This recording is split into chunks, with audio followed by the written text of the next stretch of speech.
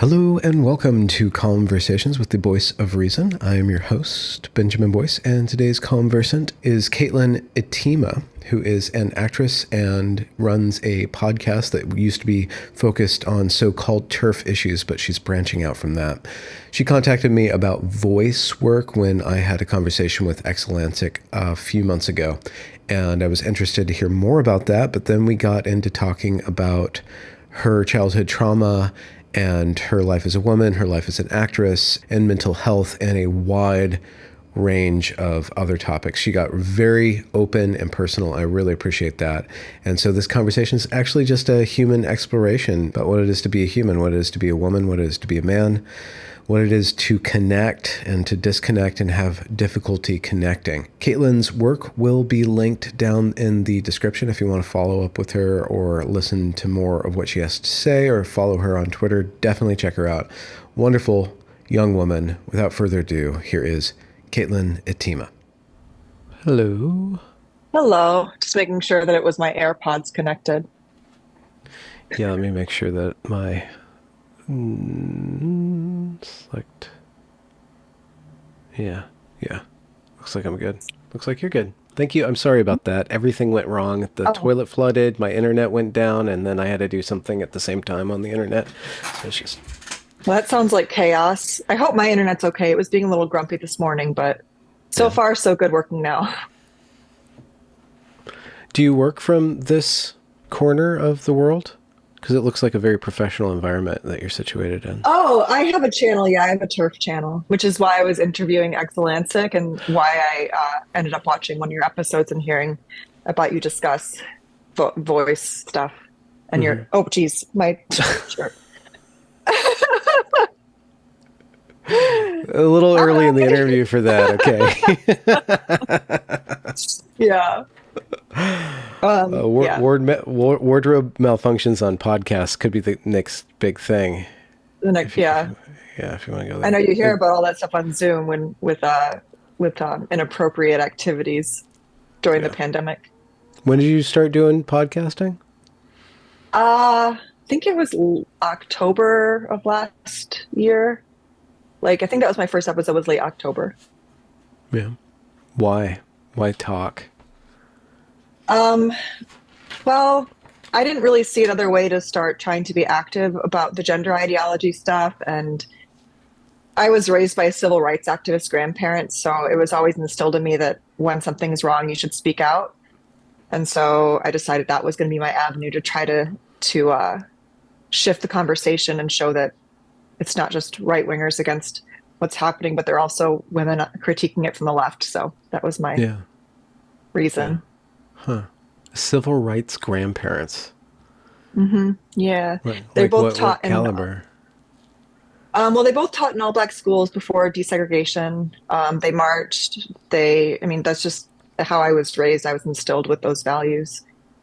So they taught as what grade school, high school? My grandma was a special ed teacher and grade school teacher. My grandfather taught high school. Okay. Wow. What did they teach you then? My grandpa made me listen to, well, not made me because I enjoyed it, but the I Have a Dream speech pretty much every year, Martin Luther King Day. And he had this amazing, I wish it was up here. He was an artist, and he has this beautiful portrait of Martin Luther King that I just loved and obsessed with when I was younger. And then when he passed away, I got it and have it here in the house somewhere, but it's downstairs. And they just, they taught me to stand up for what's right when things are wrong. And I'm kind of glad they're not here for what's going on now these days because of what they're working class Democrats, and what the party's become is sort of antithetical to what it was when they were here. Yeah. I mean, civil rights itself has changed over time, or how it's being implemented, at least with regard to the gender issue in the name of civil rights. Yeah, it's been co-opted. It's the identity politics thing is exhausting. But it's also, I think, speaks to the issue of activism as industry, because when gay rights were won, that's when Stonewall started fundraising via trans rights. Hmm. after the marriage legalized. That was kind of the last step for gay rights, and then it So, shifted. were you on board with that civil liberties push up until gay rights? Is that when things got wobbly Um, to you? Or? well, so I double majored in poli sci and English, and I had like an obsession with dystopian novels growing up. So, um, You do I look a little really, like Katniss, just a tad. oh, thank you. I actually love those books, and I love Jennifer Lawrence's wonderful actress. Um, Sorry, I lost my train of thought. What was the question again? Poli sci, English. Oh So yeah. just talking So about you. I was fine. I watched Paris is Burning, and I was totally on board with the trans rights issue when at first when I thought it was mostly gay men, which is not what it is. It's mostly straight men, autogynephile men. Um, but what made my red flags kind of go off was the compelled speech of it all. About 2015, I was at a work function party thing, and someone asked me if I thought Caitlyn Jenner was a woman, and I said no, I think Caitlyn Jenner's a trans woman, and that became a whole public ordeal that I apologized for publicly because I was just like lambasted as a transphobe, and I was like, I'm not phobe anything, I'm not, and I like kind of freaked out, and then I went home and started reading all about it, and then reading about the medicalization of children, um, and I lost my brother because of pharma. So that was another big issue for me. But I wasn't brave enough to speak out for a while. And I was also pursuing acting at the time, which you're not really allowed to have these opinions really and pursue this industry. So I shifted my focus and I actually ended up quitting, sort of. I'm kind of getting back into it, but the manager I'm speaking to now is okay with my activism, which is one of the big issues for me. Um, Yeah, and so basically being told I had to speak a certain way was just like, well, this is Orwellian, especially like men or women. Um, and then the medicalization, and then I learned about prisons, and it just I have a lot of personal connection to this because my brother. I mean, say what you want about ADHD, I do think people have that issue, but he was 7 when he was put on Ritalin, and I don't think that like it's an amphetamine, So it and I come from a family of like a extensive family history of addiction. So if you're going to give a child amphetamines, it should not be the child of an addict, um, specifically. And then he had a spinal injury that caused paralysis, and he was put on morphine in the hospital and a lot of oxy. And he ended up dying 4 years later at 20 from legal prescriptions. So that When was, was this, if you mind me asking? he died in 2009. Oh, wow. Yeah. So it was kind of like the height of the opioid epidemic before it became fentanyl issue. So when it was Yeah. like people dying from prescriptions versus street drugs. Yeah. And Yeah. And sorry, go ahead.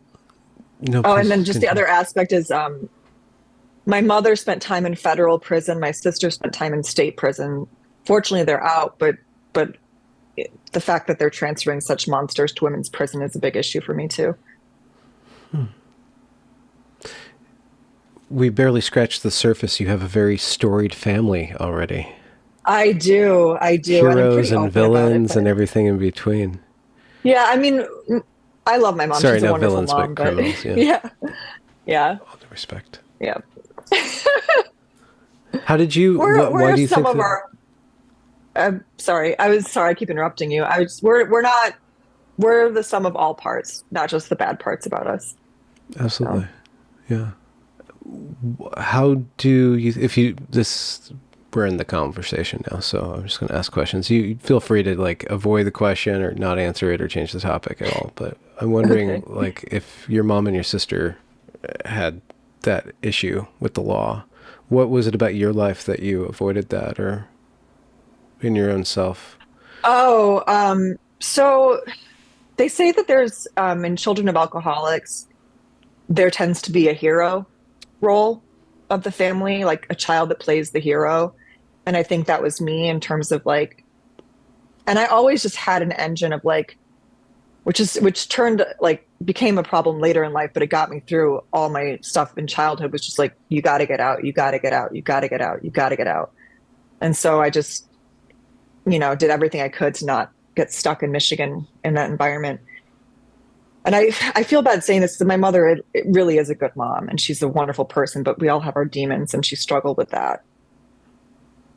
So I think that was just, and then I sort of started falling apart once I got out. So like in college, it was like I kept my shit together for the most part, but I started sort of falling apart psychologically, and then like kind of hit a wall over the pandemic and was like, oh, that's why. And I'm sort of learning to heal from past trauma like now, which, the voice stuff has a lot to do with that. And what I was talking about alignment. When I DM'd you that that like long diatribe, I was like, someone needs to tell him this. How does voice work help you heal in other ways? Well, it's all about body alignment. So when I was during the pandemic, I got really sick. I developed an autoimmune issue called brachial plexitis or Parsonage-Turner syndrome. It's essentially your peripheral nervous system attacks itself. And so my arms started shutting down. My left arm completely died. I like could barely move my fingers, and my right arm got very weak. And I had studied with an opera singer prior to starting in 2017, who does this work called laryngeal posturing. So it's posturing of your larynx. So she started opening my voice up that way. I didn't really do it to be a singer, but performing, I think having a connection to your voice is pretty much the most important part to me. That's how I find that connection coming from your root all the way up, is how you access that full life of whatever character you're trying to play. So I started working with her, and she basically has this pinpoint precision of almost choking you. So she'll work in your glottis. You have like there's a space here, and she opens it up that way for you to breathe. Like at one point, I wouldn't even be able to speak when she was doing this. Now I can get like my fingers in, but my voice kind of changes still. And then she, there's a breathing work where she like would push on your trachea.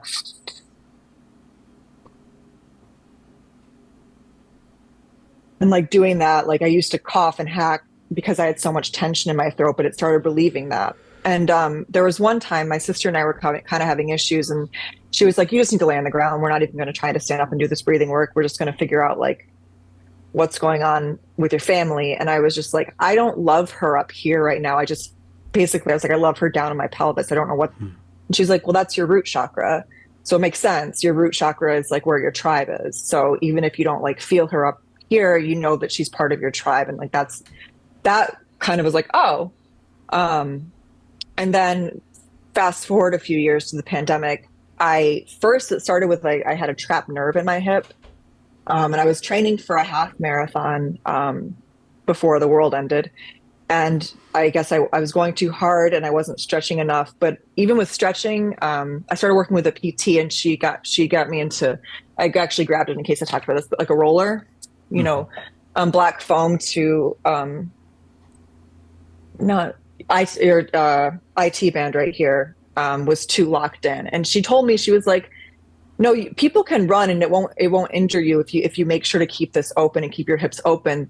The actual action of running is not what causes the injury. It's the misalignment in your body.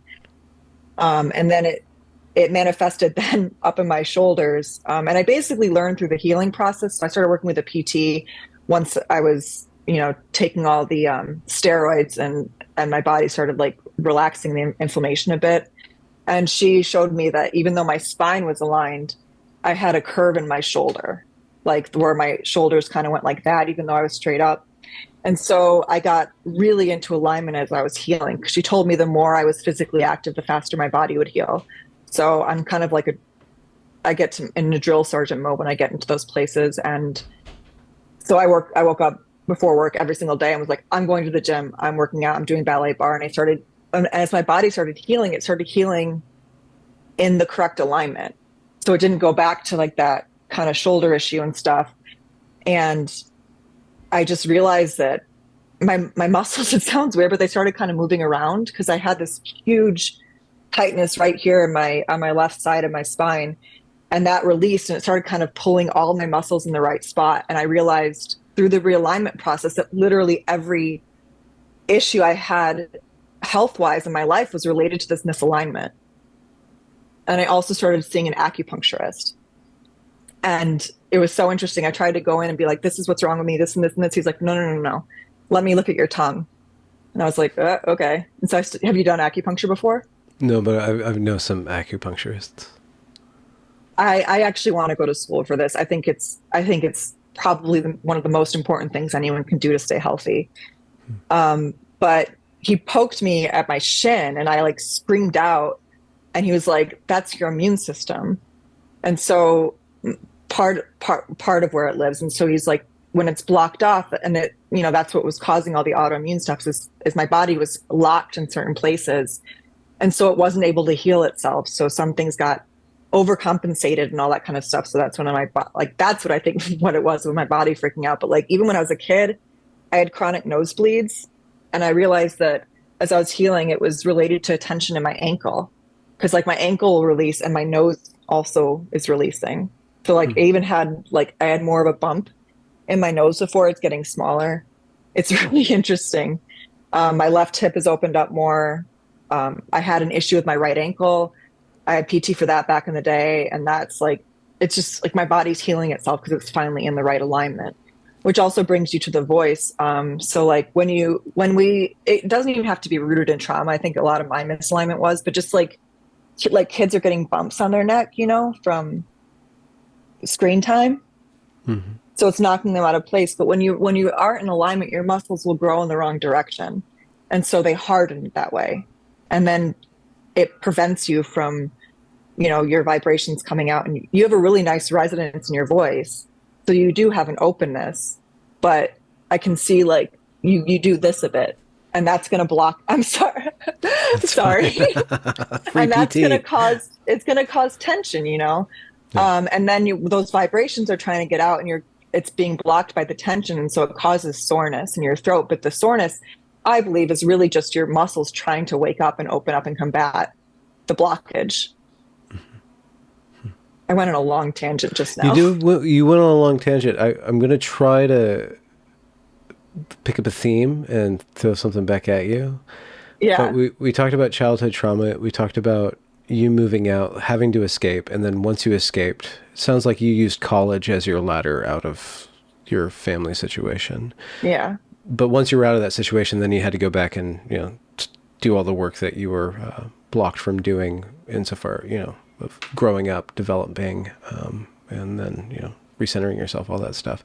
And it sounds like accompanying the psychological distress was a physical distress. I'm wondering, what is the relationship between what we call trauma or the stresses of your childhood and your path of healing? Like how does you working on your body help you work on your psychology, and how does working on your psychology affect your body as you've been going through this process of healing?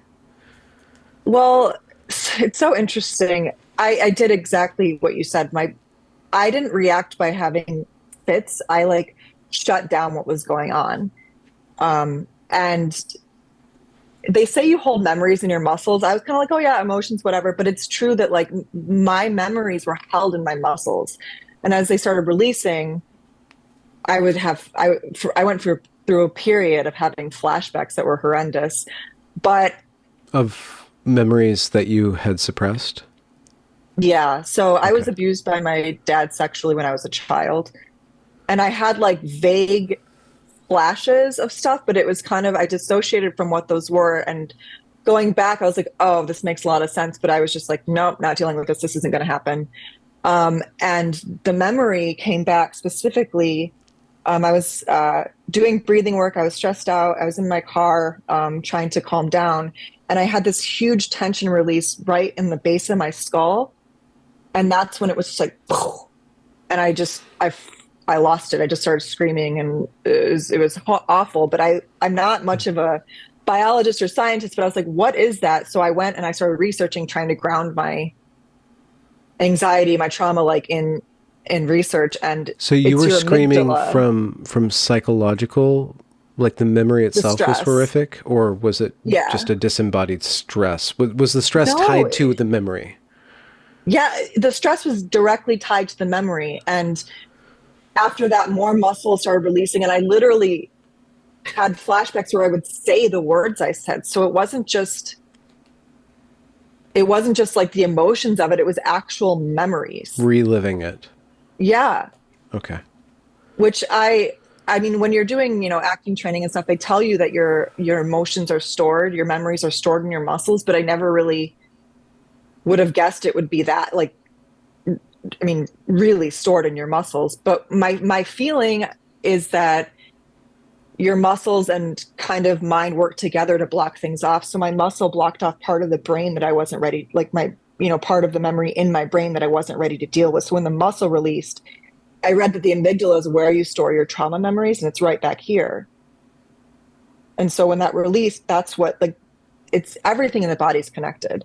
Like the issue in your toe can be related to whatever issue you're going on in your nose, whatever. So my feeling is that it's likely that my body responded in such a way that it closed off that part of my brain until I was, until basically I ran away until my whole body broke down. How old were you when that experience occurred?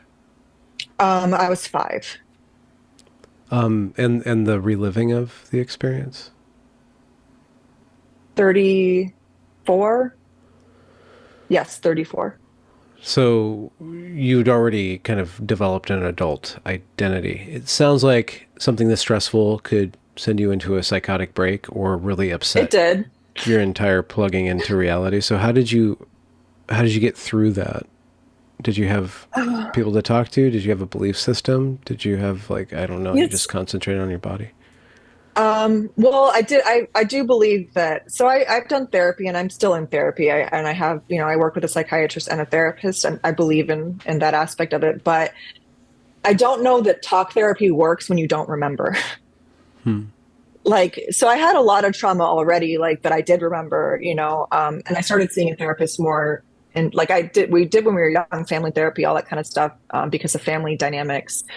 But after my brother died, I started seeing a therapist more regularly. And I found that I would just talk myself in circles because there were certain things like I remembered having an alcoholic mother, and I remember like the struggles of like, being very poor and all that kind of stuff, and some abuse. But I don't think then until I fully remembered what happened, I don't think it was going to help me because I was just talking in circles because I didn't know the root of it. Like there were certain things that would send me, I mean, fight or flight like crazy, like chewing, popping gum. Like I didn't know why, but that sound would make me have to like leave the subway car and go to another car. And like when I was, living in New York. And it's like, oh, that's why. Like, why does cigarette smell make me go absolutely insane? It's like, that's why. There's these things that triggered the knowledge that my father was present. Hmm. And so it would send me in like a fight or flight frenzy. And then that, I mean, this was before that, those sounds sort of still bother me, but I'm able to let them pass through me now because I'm more open. Um, but I did have a psychiatric break relatively recently, so it hasn't gone without. And I was diagnosed with bipolar disorder, which is hereditary for me. But to be honest, I think all of it is just PTSD. Hmm. Like all the different diagnoses. I think that it was the lack of sleep and the flashbacks and my tendency to run that was causing the mania. Like I was like, I'm not sitting and dealing with this, because sometimes I can't. I used to travel for a job. Um, and I was like, well, I'm in a hotel. I can't, like, I'm out on a work trip. I can't do this right now. So I would just like walk around the hotel or something to like prevent myself from sitting and dealing with anything. Hmm. And it was actually a psychiatric break on a work trip that caused me to lose that job. What do you mean a psychiatric break or a psychotic break? How does that I had a manifest for dis you? I had a dissociative psychotic episode, and it was a mix between flashbacks and just not being tethered. So it was like I was I was trying to save my brother in my mind. We were very close growing up, and we shared a birthday, and losing him was How much younger or older? What was the 2 years distance? younger. Okay. Wow. Um, but And I mean, I thought I was going to have to die during the psychiatric break, and I was trying to. I thought every step I was taking was me having to die. And I also was fighting my father, so I broke a hotel mirror, and that was their justification for letting me go, which I'm currently fighting it legally, but I'm happier now anyway. It kind of worked out for the best in teaching and stuff like that. But it was dissociated to 5 years old. Like I was speaking like a 5 year old would. Um, Hmm. but it was the hotel brought me to the hospital, or not the hotel itself, but I was supposed to check out, and I didn't know what day it was or what time it was, and I wasn't checking out, and I wouldn't let someone in my room. So they called the police, and then the police basically strapped me to a gurney and brought me to Bellevue. Oh, okay. Yeah, it was bad. And did you say borderline or the other one, bipolar? Okay. Bipolar. So that's the manic depressive Yeah, I think that's a much flow. better title for it than by. I think manic depression it should have been still called manic depression, because it is, and I was manic for weeks or potentially months before it all came to a head, and then I have my very depressive states. But I was diagnosed with depression and anxiety disorder before, so I was on medication for that, but not antipsychotics for bipolar disorder. And so then it shifted. My whole medication, whatever, is different. What's your relationship to medicine, especially in the light of what happened to your brother?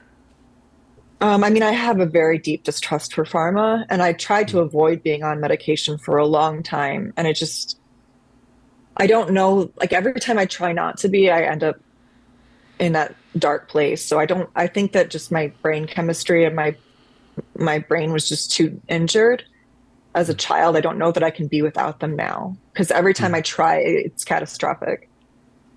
Mm-hmm. So, but I mean, I resent having to take them, Mm-hmm. you know, um, and I do have a deep distrust and disdain for pharma. What do you want to do with life? That's sort of what I'm refiguring out. So I'm teaching acting classes here in Texas, and I'm doing theater again, which I love. And I might be starting to work with a manager again, but I don't know, to be honest. I'm in kind of a limbo state. And my mom told me to actually take a year to figure it out instead of just rushing into the next thing. So that's what I'm kind of in the beginnings of. How does the podcast work into that? Oh, I'm doing that just because it's what's right. So I Okay. don't really, and Hmm. to be honest, I'm getting a little uh disgusted with the current infighting. There's so much infighting among the turf, radfem, GC world that it just makes me not want. I want to disengage. And I mean, I can be catty, I can be bitchy, we all can be, but like, I just feel like there's so much competition and like willing to cut someone else down to lift yourself up. And I just feel like then when I've made friends, it's like, well, this person hates that person, and that person hates this person, and this person's blocked that person. I'm just like, I don't want to do it. So I'm doing it more removed now. So I'm still doing my channel, and I want to focus more on incarcerated women, because I think that the gender medicine in the sports is being well discussed now. Like when I started speaking out, it was just kind of the turfs on Twitter, but it hadn't reached the political sphere. And now it has, and there's conversations happening. And I do think that women need to continue to speak out, especially women on the left, because it's being painted as a right versus left issue. And there's a lot of women that disagree with it, and among the left, or people on the left in general. But because it's a women's rights issue, I think that women on the left are especially important to have a voice in the situation, in the fight. If your ankle bone is connected to your immunology bone, and your immunology bone is connected to your nose bone, and your nose bone's connected to your neck bone, and everything's connected. You said everything's connected in your body. Yeah. With that said, this podcast has to be connected to everything else you're working through, Yeah. discovering yourself. And Oh, absolutely. there's so many different levels that could be possible, but having had been abused by a man, and then figuring out relation, and then having had a deep, loving relationship with another man, your brother, and then losing him. So there's this aspect of being a TERF or being a feminist or being in these female spaces. They talk a lot about men, and protecting women from men, and up to and including demonizing men, or, men are kind of this political group, but, men are part of humanity too. And then also with your sister and your mother both having been incarcerated, then there's an aspect of trying to save the incarcerated women insofar as you want to speak about that incarceration issue with men and women's prisons. I'm just wondering if what the psychological valence is in your own development of coming to terms with your past and growing as a person through the topic of gender, how those things are playing out. Yeah. So I'm not a man hater, and I get really frustrated with that kind of demonization and painting everyone with a broad brush because, well, my father was, I mean, I hate saying monster because I've actually come to forgive him. Hmm. And I think that, he was very badly abused as a child. So it doesn't shock me that the trajectory that his life took. But my grandfather was my favorite person. And he's the one that taught me to be a feminist, and he's the one that introduced me to theater and art. And he was my favorite person. So I've seen the worst and the best of them. And my brother was my favorite person too, but he didn't get to grow up to be a man really. So, but I find it frustrating, the lack of care to men because I think, and especially with like the exposure to porn, it's always focused on the abuse of the girl, women being abused in porn. But I don't think that there's enough conversation happening to the mental impacts it has on young boys. And I really worry about I've been told this is a bad phrase, but I'll stick with it. I think it's functioning as a spiritual genocide. So it's reducing the gray matter in these boys' brains. It's making them more prone to criminality, more prone to violence, more prone to having an ability to achieve long-term goals. And in my opinion, it's robbing them of their ability to love. And so, which is worse, having abuse inflicted on you, but still at the end of the day, being able to love, being able to connect with another human being, or just having that robbed from you completely.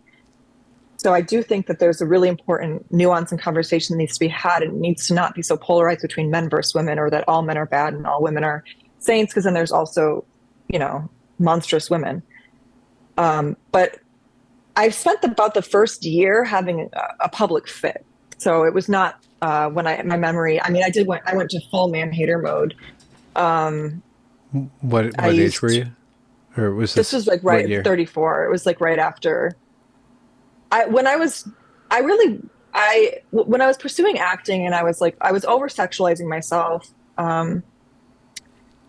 And because that's how to go forward in that career. Was that advantageous on a market level analysis, or was that? It ended up being, but it was more because I realized later on, I was like, oh, I've never stood up for myself. I've never valued myself. I've always associated my value with sex, and I didn't differentiate the two. But I think the industry itself lends itself to that. But I had a really negative experience in what was my biggest success. And that's kind of it's like a three-pronged reason why I left the industry, but that was a big part of it.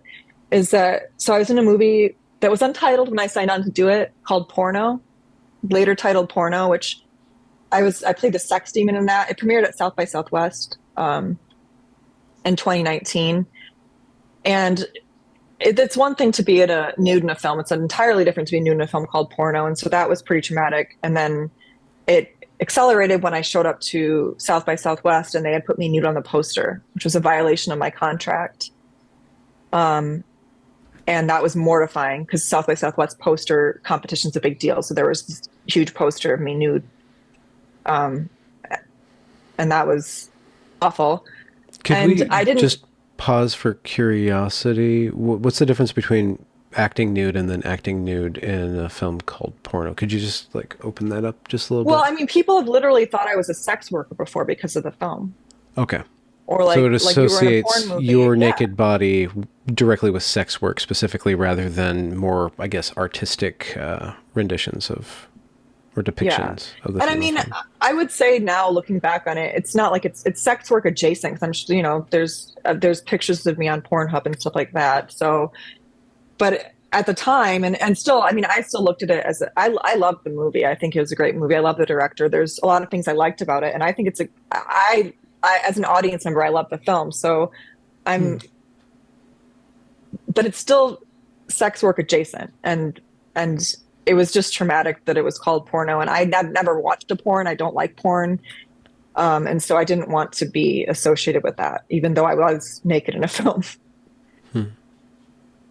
And so, how did when you say it was traumatic, what do you mean? Like it confronted your sense of self with being a prostitute of some sort, if I may use that Well, it's term. just like it was public. Like I went to the airport and my manager warned me about it. And by the time I opened my Instagram, I had already had like people messaging it to me and like being like, "Oh, look at you," da, da, da.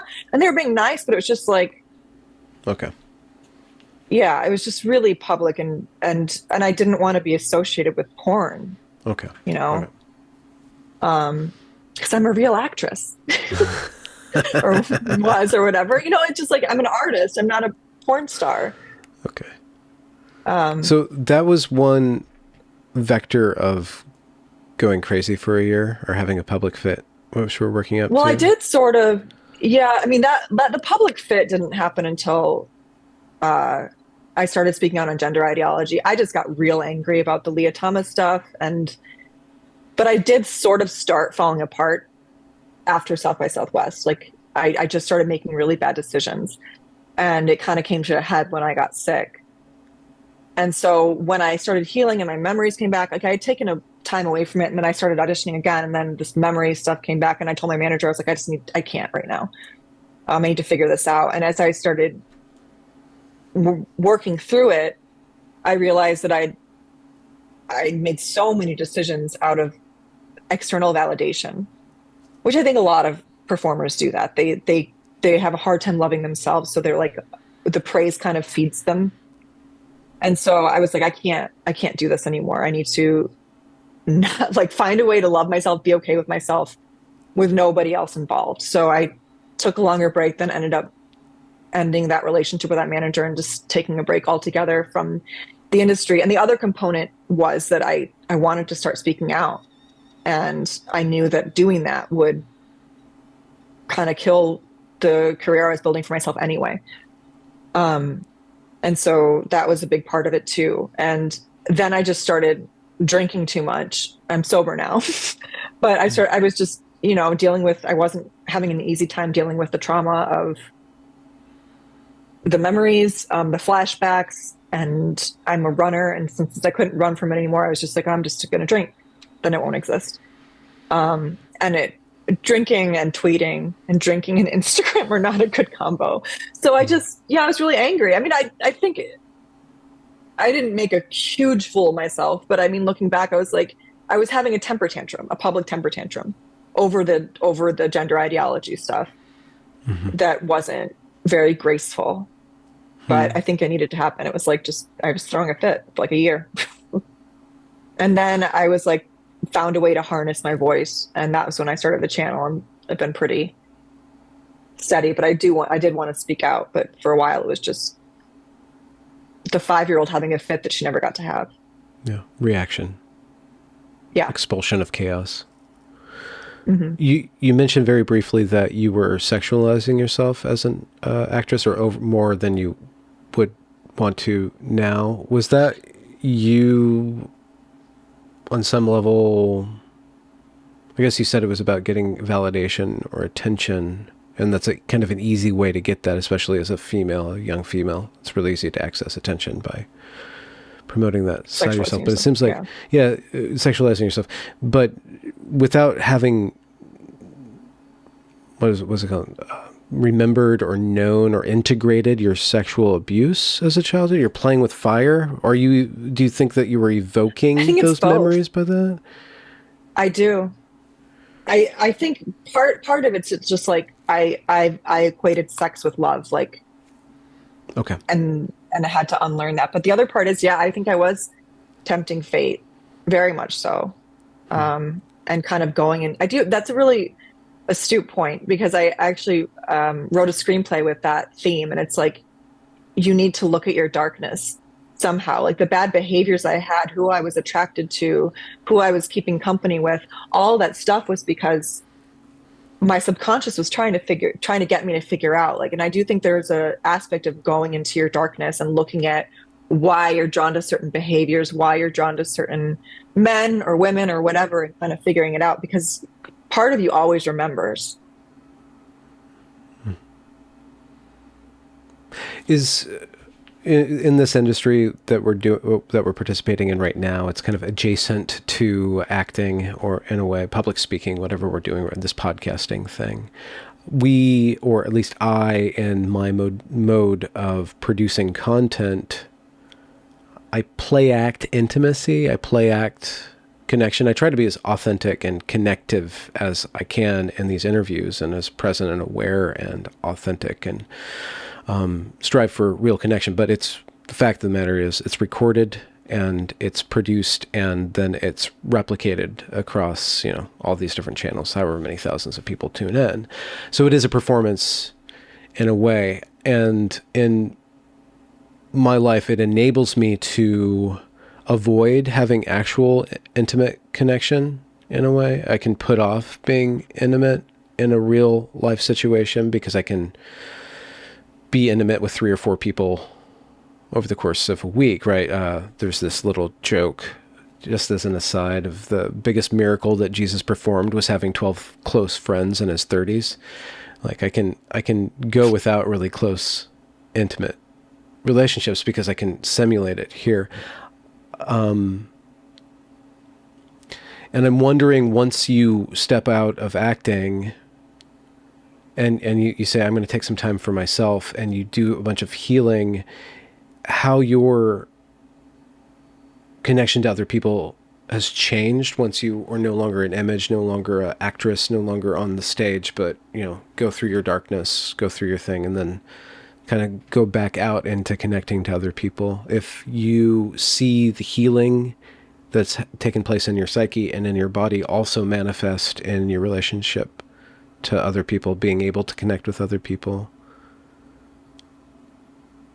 It's interesting you say that because I've been thinking a lot about that because right now, my ability to connect is kind of limited to performance. I've made some friends in Dallas, but I started doing theater here, and theater was always my happy place. So I was like, I need to do something to make me happy. But I do think in a way I was hiding in the channel itself because I was like, oh, I'm talking to people. I'm being Hiding in plain intimate. sight. I'm like being authentic. Yeah, exactly. And I think that I'm sort of reckoning with that, like, because I've always been a bit isolated when I'm upset. Like my mom would say, you just really liked being alone. But like I can be alone just fine. And sometimes it's to my own detriment because I'll let relationships fall by the wayside. And now I think the pandemic kind of did this to a lot of people, but it feels so vulnerable to just exist with someone right now. I'm slowly starting to get there, but yeah, it's been something I'm thinking about a lot lately. Though I do think the point of acting when you're performing, it's about getting to the truth of the situation no matter what. So there's always authenticity there because you need to be on your own character's side. Even if they're a villain, they have a reason for doing anything they're doing. And you have to be on your character's side. And so you're getting to the human truth of a situation. Even if the character's lying, there's truth in the moment. I don't know if that makes sense. It might be just being too artist lingo, but No, that's fine. But your authenticity, like, I think that there is a way to hide in what we're doing, and hiding in plain sight is a good way to say that. You made me think of a question and it just slipped my mind. Truth, villains, authenticity. Yeah, connection. Oh, Yeah.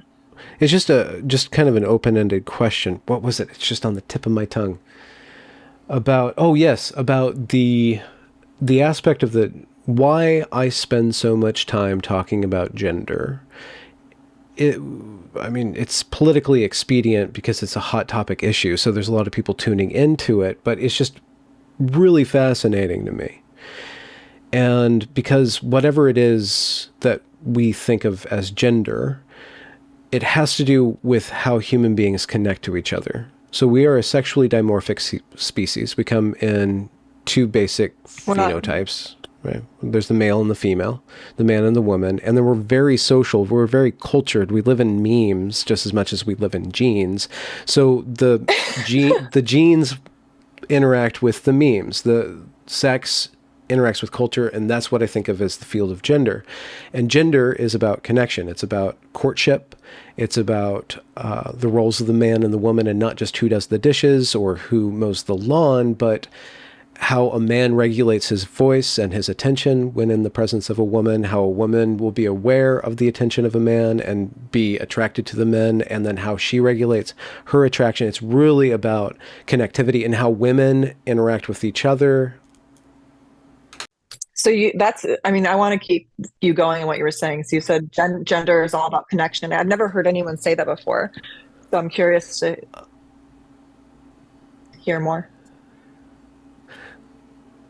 And I really firmly believe that. And you also see with this issue, when it comes to transition or detransition or being a feminist or being a men's rights activist, you have a lot of people who are damaged in their ability to connect to people, or who have been damaged through connection to other people. A lot of feminists are fueled by direct, negative, horrific, or just annoying interactions with men. A lot of what's fueling the transition of the mass transition of an entire generation is their inability to connect, or they're thinking that they have to connect by wearing this woman suit or wearing this man suit, and then they really rely on how other people perceive them, like what you name me, like what are my pronouns. That's about connection, like how you are connecting, plugging into the world.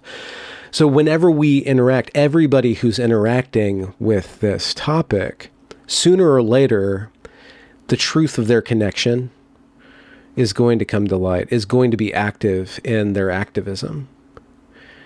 And it's kind of an open-ended question, because insofar as you're a human being with a particular life experience that has, encapsulated wonderful connections and terrible connections, this whole gamut of connections, when you interact with the gender topic, I'm wondering if you've watched yourself. You said that you spent a year having a fit and you were really angry at men and how that's changed. I'm wondering if you're watching this as a field of you working through the inside outside, and then how that's folding into your maturation in this field by saying, you know what, the turf thing, there's so much infighting, I want to be more mature. Are you like, how is this accelerating your development as a human being? Finding strength to speak in my own voice is something I feel like I didn't have before. I thought I did. I've always been a pretty outspoken person, but I never really stood up for myself. I was always standing up for other people. So I've found a way to stand in my own feet and my own ground and like have my own voice and speak for myself. And it started with writing the script I wrote, and then the podcasting. And I think that's been my strongest growth as a person is finding my power, my voice, and standing up for myself. But my shift with the turf stuff is really like I didn't see it at first. Like I wasn't really in it enough to see the infighting, and so in my mind I was like, this is my happy place, this is my sanity, and that's shifted as I've gotten to know more people on and offline, and just gotten more in the verse. That's kind of what shifted, and seeing the toxicity of women has helped to stop painting men with a broad brush, if that makes sense. And I don't mean to shit talk turfs. It's just, well, I was blinded for a while, and no, that's okay. Now I'm starting to come back to seeing people as people. Yeah, I guess it's yeah. There's always going to be imperfections and disruptions and miscommunications and selfish motivations and any sort of group activity. The problem with activism is that it blinds you to your own faults by focusing on, like, I'm going to change the world, and the whole Petersonian clean your room before, you tell me what to do with mine kind of thing is really overlooked in activist spaces just by nature of what it is. There was something you were saying about, finding your own power and finding your own voice.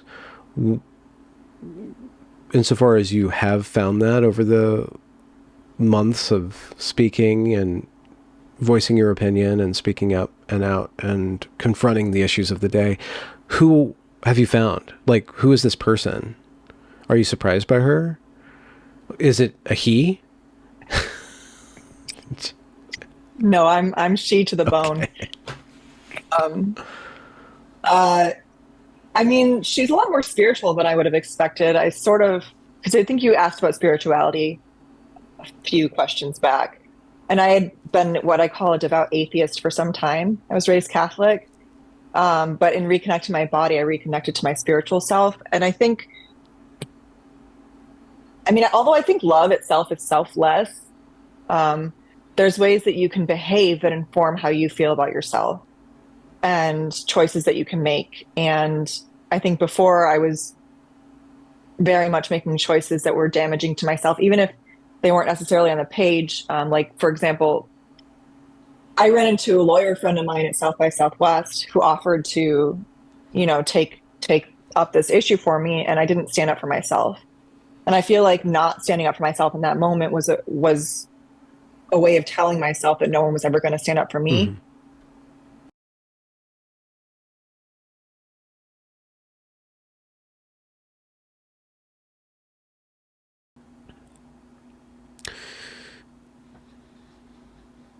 Cool. Hello. Hey, Katelyn. How you been? Hopefully the tech gods are on our side this time. Well, yeah, we'll see. I sort of think that stuff glitches out when we're talking about things that the lords of the algorithm don't want discussed. But I'm a bit super. I don't think they quite have that much power, but it is Zoom, so I don't know if their AI is trawling. Oh, I actually did want to ask you about, have you seen the new Zoom, whatever change in agreements, licensing Terms of service? What do they do? Yeah. You probably need to look into it because you have such a big audience, but it seems like they own whatever you record and they can make derivative works, which means they can just do whatever they want with your content. Huh. Interesting. I've always interacted with this medium as though everything that I upload is going to be a part of the internet forever, basically. So I'm making a representation of myself to live eternally online in some sort of like background mesh on a bunch of AI language models. Yeah. So. I sort of feel like we should have gotten a warning as coming into I don't know your age, but I think you're probably around my age, elder millennial. No, I'm elder. No, I'm a Gen X. I'm born in 76. Oh, well, you look amazing. You look much younger than that. Yeah. Thank you. I would have thought you were much younger. No, not that much. But I just feel like we got on the internet, like, Facebook when I was like new when I was in college, and we just put everything out there without even thinking it through. Yeah, I wrote a science fiction book in 2005, 2006. That kind of presaged, like, without me really realizing it. I mean, I was taking a lot of ideas from previous books, Neuromancer, maybe The Matrix a little bit, but just kind of like getting myself ready subconsciously for this life right now. Like what is it called? I want to read it. It's I could send you a copy. I have to rewrite it again because it's part of a series and it's all connected. But it's called Dream Fascia. Yeah, so it's about like the astral plane. Like it's taking this idea of the internet, but it's connecting it to mythology, like it's connecting it to the realm of the gods and the astral plane, because it's basically the same frequency. It's all light and sound, it's just this kind of this, it's the same thing. Lucifer and the AI it's basically the same thing, the Lord of Light, right? So just working with the idea and playing what it means to be conscious in this world that's purely made out of your projections. And then what if everybody's projecting all the time? Then how do we ever understand each other? How do we ever have a collective hallucination? So what is it like? I get that we project what we receive in the world or whatever, create the world in front of us, but there's so material reality. So I'm kind of curious how people reckon with that, think about that idea. Yeah. Well, because when I had my episode, I was trying to break out of the reality. I was thinking I was breaking out. That was part of it. And so your physical time and place of your. Yeah, I was thinking that I was exiting this reality to go be with my brother. That was where my head was at. Yeah.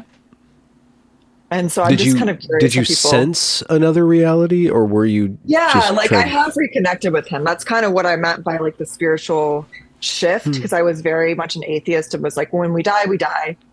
And I was raised Catholic, but ended up rejecting it for a while. And now I've kind of returned to the Christ consciousness.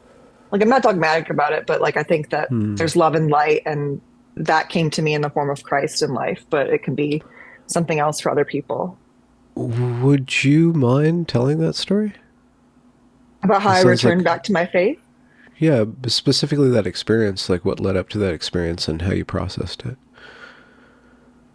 So it started sort of when I was having, after I had the memory, I had a series of flashbacks, almost daily.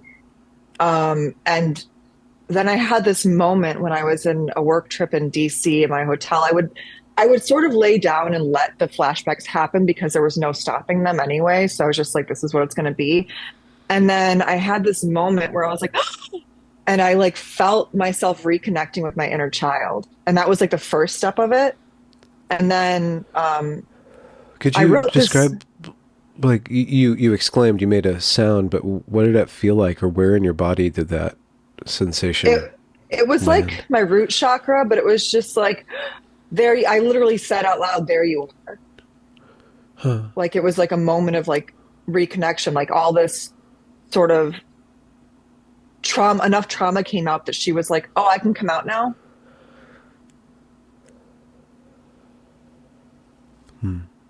Yeah. And so and this is kind of dialing back for a minute, but so I don't know if do you know what the red moon is? The red moon? Is that a woman thing? Yeah. Okay. It's menstruation during the full moon. Oh, okay. All right. That's what I figured, but I just wanted clarification. Yeah. So I found myself, I realized it afterwards because I started journaling like crazy after everything was happening, because I was trying to sort of understand myself. And I realized that I had synced with the red moon cycle, and I'd had so in October under the full moon, I had for my first psychosis, but I have a tendency to just be nope, that didn't happen. So I was I ignored it. And then the next month, the same thing happened. And then it was the following month that I remembered everything. And so I had been trying to write a screenplay for my brother for a long time. And I just would start and stop and start and stop and throw it away. And I finally got it out, and I called it Red Moon. And then my brother and I shared a birthday, and the following birthday was literally on a full moon, our birthday. He was May 17th, I was May 16th, but he was born a few minutes after midnight. So we celebrated together my whole life. And that full moon was called the Red Moon. And it was directly after I wrote this script. And I felt myself reconnecting with him and my grandparents. And I feel they were sort of guiding me to this healing process. And now I feel I just feel him and them, but randomly in different situations. And I just go with it, knowing that he's with me. And so I do think that there are multiple, or guidance, or sort of we're hanging out, at times. And I don't talk to him, but it's just like I feel his joy or I feel his love. And I know that like somehow we're connected in that moment. But it's not like I see him or have conversations or whatever. Hmm. But like, yeah. But that whole script is about that kind of reconnection and finding that our way back to each other. And so it Hmm. was interesting that I sort of manifested it before it came to be, where it was like, you know, I thought it was kind of, I don't believe in coincidences. So I know that I was meant to write that screenplay and it was meant to like happen around that time. And it might be that we cycled through that time before, because I do think time is a circle. Hmm. Spiral staircase. Sorry? A spiral staircase is how I imagine it. Yeah, I think that too. But I feel like we come back to times we've already been at. Hmm. Yeah, I just had deja vu last night, but I knew it was future deja vu. I'm like, we're going to be here again. I was talking to a lady, and we were having a conversation, and we were at a very particular point in the house, and I recognized a pattern, and I recognized like what we would be talking about. We'll be back here again, which is we just made connection this year. And we're both the exact same age. I mean, she's 10 days younger than me. So there's a lot of overlap and a lot of different patterns in our life. And we have so much catching up to do because it feels like we kind of should have met earlier, because it just feels like our connection's very deep. So we go through these conversations and we can't talk about everything at once, but I'm getting familiar with like, okay, we'll be back here, and here's another thing that's going to come back up, so we don't have to do everything all at once, to kind of pace ourselves in a way. It's a new relationship, Yeah. Yeah. but you probably have been together in a past life, maybe, if you feel like those premonitions already and like that closeness. It's there's a deep pattern, like there's a zipper that kind of goes beyond what I can be conscious of, there's just a fitting, and you see it in little symbols and stuff, but both her and I suffer from a word that I can't remember from, where you project meaning onto the world. Apophenia, I think it is, where your mind just starts to see patterns and meaning in things that isn't necessarily there. I'm kind of prone to doing that as a, But I recovering don't know poet. that it's not there, but I think it might be because I suffer from the same thing. But I think I'm there's trying to do truth. plausible deniability, right? I'm trying to, Yeah. yeah. Well, you brought up something. Well, one, thank you for being so open and personal. You're really you're really being open about these really meaningful and You're deep welcome. parts of your I'm glad life. you said that, because I was a little like, should I have done that? But I do think that like the physical healing process is so inextricably linked to the trauma that it's like I can't tell one story without the other. But I was a little insecure about it, thinking about it, because when you're vulnerable, you kind of feel like you rip something off of a wound or something, and you're like, should Yeah, I have done that? So it's nice to hear. yeah, yeah. There was something you brought up, and this is a very personal thing, but you brought up like there was something about your psychosis and your menstruation cycle, like, and going back to gender, your relationship to your body, the way that you're plugging into the world is very female, Oh right? And yes. so that cycle of menstruation, I wonder, like, what is your relationship over time with that, and how have you, maybe as a teenager you hated it, or preteen, like it was scary, but then how does it inform you over time? Well, I think that I had really bad periods when I was younger, and I like had ovarian cysts, and I had to get on the pill before I ever even had sex, because I was just wouldn't stop bleeding. So I like bled for 3 months straight. And I was like, Mom, is this normal? And she was like, No, why didn't you tell me? And I went to the doctor and was put on birth control. And I think that sort of got me through a lot of stuff, because it was stuff that was coming up that I wasn't ready to deal with. But I do think a lot of women that have had sexual trauma or other traumas early on in life have have a lot of health issues with their reproductive organs, and also are more inclined to have autoimmune conditions, which I Hmm. also developed. And so I am curious, like, because I'm against birth, not against it, like, but I don't take it now, and I will not take it ever again. And I don't even take medication anymore when I'm cramping. I just let it be what it is because I feel like Hmm. my body's needing to go through that. And it's a connection to, I think women, even if their reproductive organs don't work like they're supposed to, there's genetic memories in there that you still have Hmm. that power source. And I think that birth control disconnects you from that. And my friend gave me this book called Witch by Lisa Lister. And she was like, I was in a really bad way when I first moved to Atlanta. And she was like, take this book, read it, do this ritual, and get your shit together. And I was like, I'm not, I don't believe in rituals. I don't believe in this, but whatever. And I was like, just so desperate. I was like, whatever, I'll read the book and see whatever. And then, and she said in the book, get off, like, to encourage women to get off the pill, that it disconnects you from your power source. And so I was like, well, I might as well get off the pill. I'm not with anyone right now. Like, maybe my body's healed enough to like not have excruciating cramps or ovarian cysts and things like that. And it was getting off the pill, and I ended up cycling to the red moon cycle, and all the trauma started coming out. And Oh, yeah. And I mean, that's where I was originally wounded, so it makes sense. wow. Okay. So reconnecting with the cycle and I guess the pain or just I guess the process of that whole clock, the whole phasing through time. It started to bring up a lot of things. How did it, Yeah. how do you counsel yourself through that?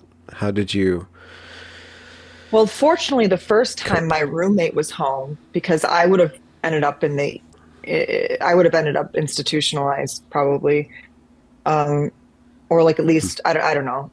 Uh, but she was home, and she's very religious, very Christian, more by the book than me. I'm not. We're different in that way, but she sensed demonic presence in me, like through it. So she was able to sort of Hmm. help me through it, guide me through it, keep me grounded, keep me like, because I was really losing it. And she stayed up with me for like 11 hours.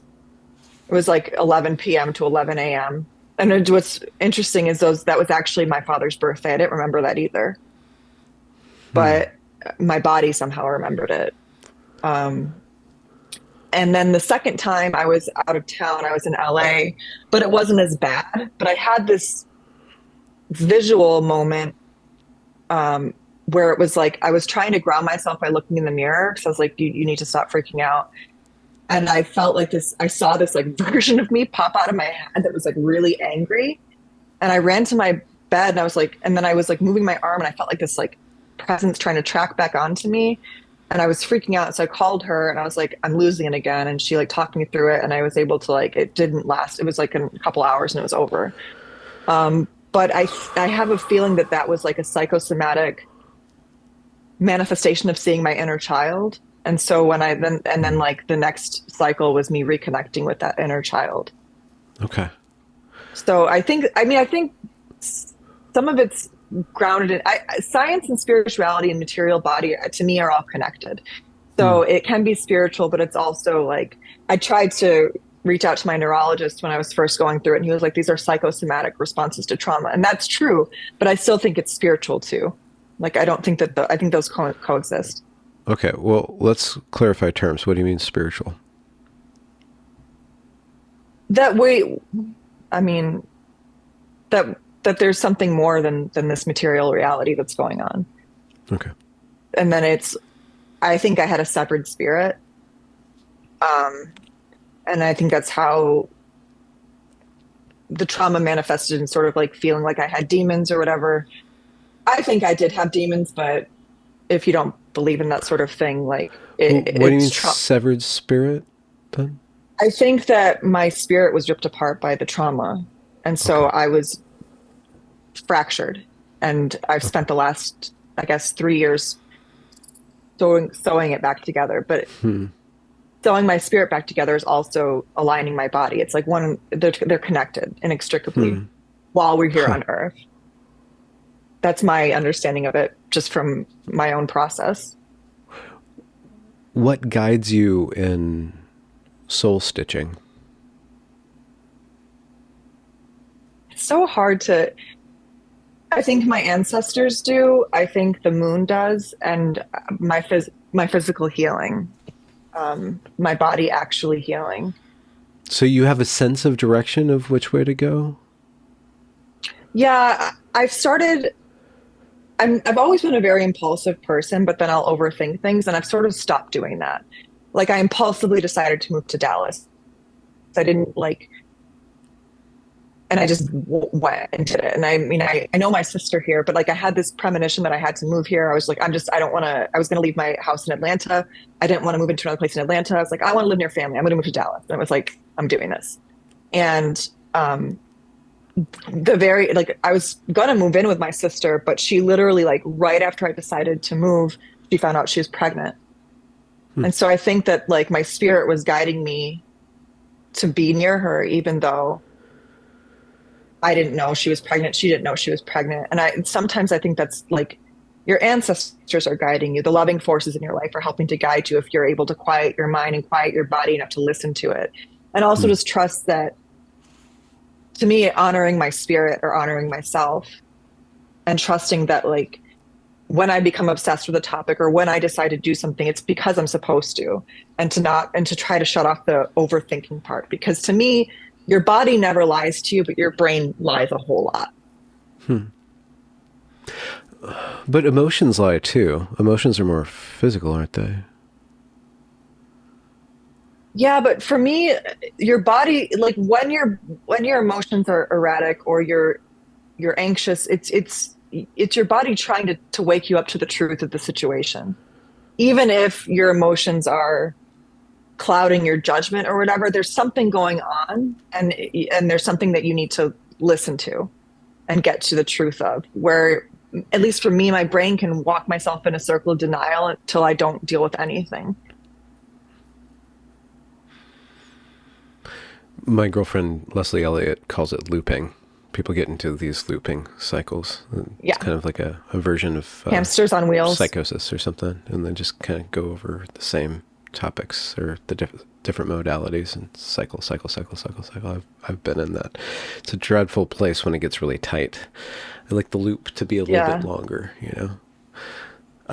So at some point you discover this Christ thing. How does like the higher order spiritual Well, world? so that day in DC, like, it's hard to explain, but first, the day after I reconnected with my inner child, I was walking to a job in DC, and a woman stopped me with her daughter in the street, and she was like, "Can I pray for you? Can we pray together?" And I was like, "Yeah, yeah, I need to do that." And so we did, and it seems like every time I'm lost, I have, it's specifically Black women. I don't know why it's Black women, but it's happened several times where they come up to me and mention Jesus or want to pray with me.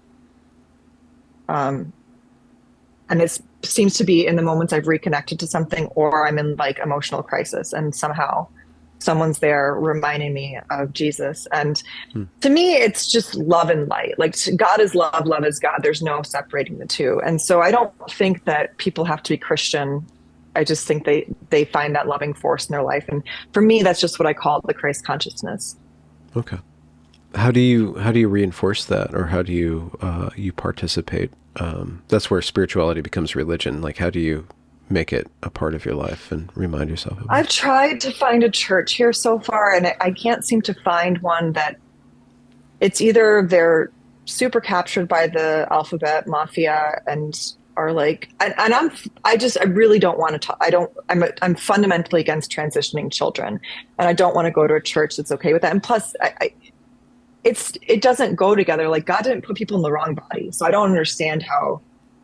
Anyway, and then the other aspect of it in Dallas is that tried to go to churches and they're preaching against same-sex attraction. I don't want to hear that either. So I've had a difficult time finding a home in a church.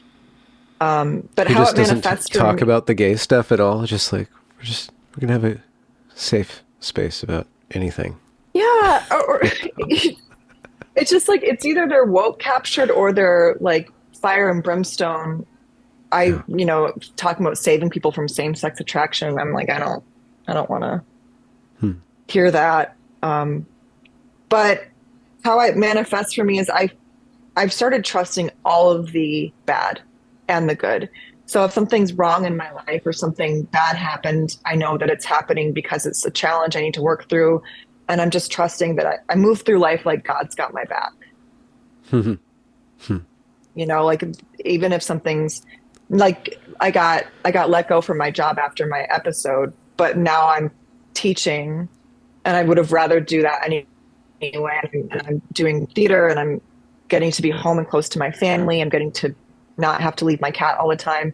And it's something that I really needed to happen, but I wasn't going to take the leap myself. And so, in my view, God did it for me. It's like, and the first couple weeks of being home and and coming down from mania and having to confront the diagnosis was really hard, but I'm coming out the other side and I know that it's going towards a path that is better for me.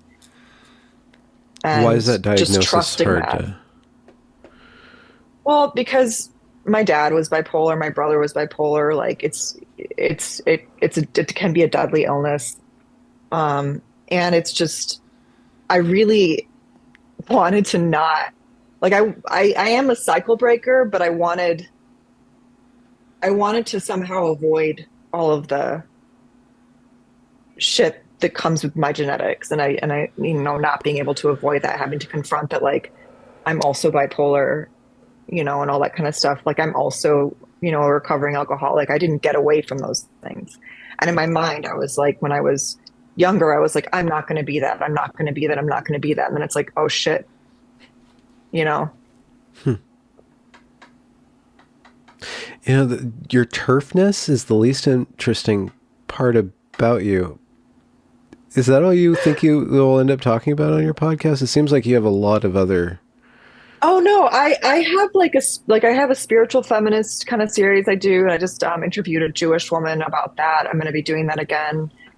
Um, and I'm sort of trying to figure out branching away from the turfiness because really now for me, the only issue I think that I need to fight is the incarcerated women, which is like I can't do every episode about that. But like Yeah. I think Okay. that the meta like it's in the conversation's happening now. So I feel Yeah. less obligated to be part of it all the time. Um, but I do have a spiritual feminist series, and I did an Iranian interviews with Iranian women. But I'm sort of How not sure yet. how's being a woman interact with the spiritual life? Is there, have you, when we get into the topic, what is a woman or what is a man, people end up going the biological route because that's like what is. And so that's what we can most trust is what is. But I think it stacks up and it's all connected. I'm wondering if you have any insight or into the particular modality of female spirituality or how your womanhood interacts or informs the spiritual life. If you have a sense of that. Yes, I do, because I do believe in the divine feminine and divine masculine, and I think that there are inherent differences that will never go away between men and women. But I sort of look at it like, like the maiden, the crone, what is the other one?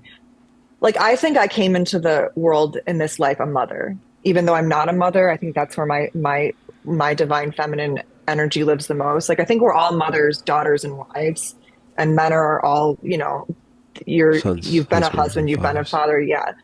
Yeah. But there's one that's stronger in you and me. And I think for that it's maternal. Like I'm a spiritual mother, even though I'm not officially mother yet, or may never be at 36. Who knows? But for me, that's how it manifests spiritually is I think I've been a mom my whole life. Was there a point in time where you thought differently about being a mother, like looking forward from the teenage years? I have always been afraid to have children because I didn't want to continue the trauma of the cycle of trauma. And I've only just gotten to the point in my life where I'm like, oh, I could have a baby. I can do it. I know that I can break the cycle. But now I'm at 36, so I don't know if it'll happen because I'm single and not really interested in rushing into a relationship. And, the reality is there's only so long I have biologically to be able to do that. But I trust again that God is going to give me Yeah. what's mine. But what's the And meaning if of motherhood then for you? protection, strength. I don't think anyone's stronger than a mother, or more Hmm. fearless than a mother who loves their child. And endurance, like, and selflessness, And patience. which I feel like now I'm tooting my own horn. I'm not very patient, but I'm learning how to be. But I am fearless. Like Well, there, once a toddler lands in when your I love lap, somebody, you'll there's really nothing prove that can get yourself. in the way of like me. Hmm. Oh, I will if that happens. But I mean, I'm very close to my nieces and nephews, and I'm my niece's godmother, and I take that as being her spiritual mother and being her protector. It's really easy to focus on the most outlandish aspects of the gender issue, like Reddit. And I saw on Twitter some screen cap from Reddit about these trans identified males or trans women fantasizing about being able to install a uterus into their bodies and be pregnant. And there's a lot of different things going on there. As a man, well, one, I could have children. I haven't had children, and I don't think it's going to happen, which is fine because when I embarked in the world, I approached my writing, let's say, or I had ambition and I wanted to create something in the world. I wanted to birth something into the world. And I had a pregnant imagination, and I gave birth to these like 7 or 8 children, and they're all kind of hobbled, and I have different feelings about them. I'm proud of them and I'm ashamed of them. They're kind of my kids, and I'm not letting them into the world until I've totally beat them into shape. But, so from a masculine point of view, I can conceptualize pregnancy in a certain way, and it's a virtual pregnancy. It's not something to be taken literally. It's not something that I want to appropriate as being the vessel through which new human beings enter the world. I'm not that. I'm kind of like, I do that a little bit, and then it initiates the process, right? I don't know where the question is. I'm just No, part I of the actually yeah. no, go ahead. I have thoughts Well, about that already, but continue. okay, yeah. So I guess the finishing flourish is that part of the conversation that needs to happen is to inform ourselves through discussion, open discussion from men and from women about what it is to be a woman, what it is to be a man, and what it means to be a woman, what it means to be a man. So part of the counter to the madness that is taking the name of gender is to be open and honest about how complex these things are, even though they are kind of biologically rooted. But they have a meaning to them as well. Anyways, you go. I think it's actually very common for men to want to create something in that same way, like to want to create a work of art or something because they don't have the ability to have children. And I do think that it's how you leave your imprint on the world.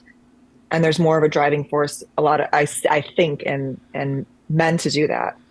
Not that women don't create. I love creating. But I do also, someone told me recently, like, oh, you want to have children because it gives you purpose. And I was like, well, my art's always given me purpose. I don't need to be a mother to have purpose in life. So there is that aspect. So I'm not saying that I always worry that people are gonna, now I'm getting lost in my thought, but they're the rad femmes of the world, the turfs of the world. Some of them want to think that there's no difference between men and women besides how they're conditioned and raised. And I don't agree with that. Um, I think that there are innate differences, but I don't think that necessarily has to manifest in stereotypes either. So Hmm. women don't have to shape like the gender that is lipstick and dresses and shaved legs and dyed hair and Botox and all that kind of stuff can go by the wayside to me. But there is something like women are nurturers. They're more inclined to be nurturers. Our bodies are designed for that. We're designed to give life and to nurture life. And there's something about to me, being a woman that is linked to that. And I think that's a beautiful thing. I don't think that's an impediment. I think that's a strength that women have. And but I get worried about like how I approach this topic because I don't agree with the right-wing interpretation that, I feel like the Matt Walshes of the world believe in gender construct and gender roles. They just believe that those roles belong assigned to whatever sex. They don't think that and so to me, they're both two sides of the same coin, regressive coin. And so I try to be careful about how I approach that topic because I don't think that you have to be a mother to be a woman or anything like that. But I do think that there's biological differences that manifest in behavioral differences and desires. And what's so bad about finding purpose and having a baby? Nothing's wrong with it. I just don't need it. Me personally, like when someone said that to me, relatively recently, I just didn't like, he said I had children and that's what gave me purpose in life. And like, you should have children because it gives you purpose. And I've always had my art and that's kind of been my purpose, and I never want to disconnect with that. So, and I do think that's saved me in a lot of ways. Loving art, being a performer, living an artistic life has saved me from a lot. And it's always given me a purpose of like getting up in the morning, doing something, finding your happiness and persevering. And I don't think I really needed anything else besides that. How did you know that that would be such a meaningful thing for you to spend your life doing? My grandpa just took me to an audition when I was 9 years old and I fell in love with theater. It was really? and I think I was more into visual arts before that. And I still paint, just not that well and things like that. But it just became my happy place. It was my escape from all the, and I was very shut down when I was younger. Now I know why, but I mean, and I wasn't really into sports. I was very shut into my body. And I think that my grandpa just knew that I needed to break out of that. And I wasn't going to do that as me, but like playing another character, playing dress up, all that kind of stuff was a way for me to express myself and be physical without having to necessarily face my own shit yet. Yeah. Huh. How's being an actor changed since you've confronted your own shit, as you say? Have you ever read The Seagull? The Seagull or the sequel? Yeah, it's Seagull. The Seagull. Chekhov. No. Okay. So one of the characters, she pursues acting and then she has this heart-wrenching monologue towards the end of the play. And she's like, it's not what I dreamed it was. It's not the sound of applause. All it is the strength to keep going no matter what. You have to keep on believing. And I think that it's switched into that. Like, so there's a point in every actor has an inclination of fame and blah, blah, blah, whatever, like love, adoration. But when you persevere, you realize that it's really about the perseverance, about the belief, about moving forward and finding the strength to move forward. And I think I've fallen in love with it in a whole new way where I don't really need anything else. Like, I've always loved theater more, but I was like, but no, I'm not going to succeed if I do just theater. I'm going to, I have to do film. I have to do TV, da, da, da, da, da. And now I'm like, but why? Why am I living my life in pursuit of something without actually existing in the moment? And why am I choosing something because of this idea of success rather than choosing the life that actually fulfills me and makes me happy? So what is it like why is it so meaningful then? The practicing, the memorizing, the connecting, the choreography, the performance, the being witnessed, the whole rigmarole. Well, on stage is just, so Tom Hanks said that film is the director's medium, TV is the writer's medium, and stage is the actor's medium. So it's our space. Like the director can give you ideas, whatever they can tell you what blocking, but at the end of the day, it's me on stage, and I'm the one not in control necessarily, but this is the actor's medium, and there's something about the connection with the audience. It's just you don't get that energy anywhere else. You don't get it on a set. Hmm. It's just palpable and it elevates it. And then also the linear path. So living a character from start to finish, like when you're shooting, you can shoot the last scene first, you can shoot whatever. And so you don't get to take that journey in the same way. Does that make sense? And then Yeah. just being good at shit. Like I'm good. And it's just nice to be doing something you're What good does it at. As mean to simple as be that too. good? What's the difference between a good actor and a bad actor? Honesty, truth, like really finding and finding the truth of the character and existing in that.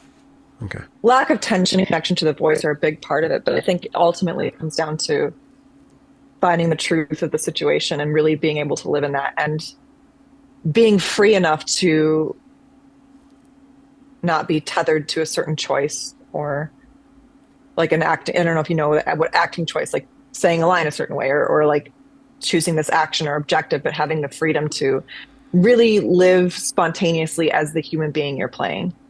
Okay. So after practicing for, I don't know how long you guys practice your theater plays. So Six you're to eight going weeks over usually. 6 to 8, you're going over and over and over and over, and then you perform it over and over and over and over again. That repetition, like how does one instance of performance, do you just forget about all the other instances? You let all the practice go, you let all the future and the being here, I'm here again, I'm here again, I'm here again. You just, so your voice might modulate different or the character might express herself differently. Like how do you bring Well, sometimes it authenticity can over be, and through repetition, I guess. I mean, sometimes it's just simply craft. Like sometimes you don't get in it perfectly and you just have to rely on the craft of it to get you enough into that place. And then sometimes you get the magic where it's, we're not Okay. always going to Yeah. paint Starry Night every time. I think that I'm stealing that from Joni Mitchell, but like you're not always going to be the best you possibly can be every single performance. Sometimes it is custodial. Like you're like, I don't really feel like being here today, but this is what I'm supposed to do. But no matter what, I feel better after doing it, Hmm. Hmm. if that makes sense. Yeah. And so craft is vocal work and I mean, posturing and it depends on everybody. Like everyone. So I studied at the Stella Adler Conservatory. So Stella Adler was more about grounding yourself in the external. So in like the circumstance you're in and your props and your costume, that kind of thing. Whereas like, there's method actors. And I don't method actors produce some of the best actors, but I don't think it's not something I'm willing to do. Because it's abusive to yourself often. hmm. Like Gary Oldman had to go to the hospital because he wouldn't smoke like he when he played Churchill, he was like really smoking that much and wasn't willing to do the fake stuff. And I was like, why, Gary Oldman? You're good enough to not have to do that, and you landed yourself in the hospital. Or Yeah. like, it tends to be men more that are like strict method actors.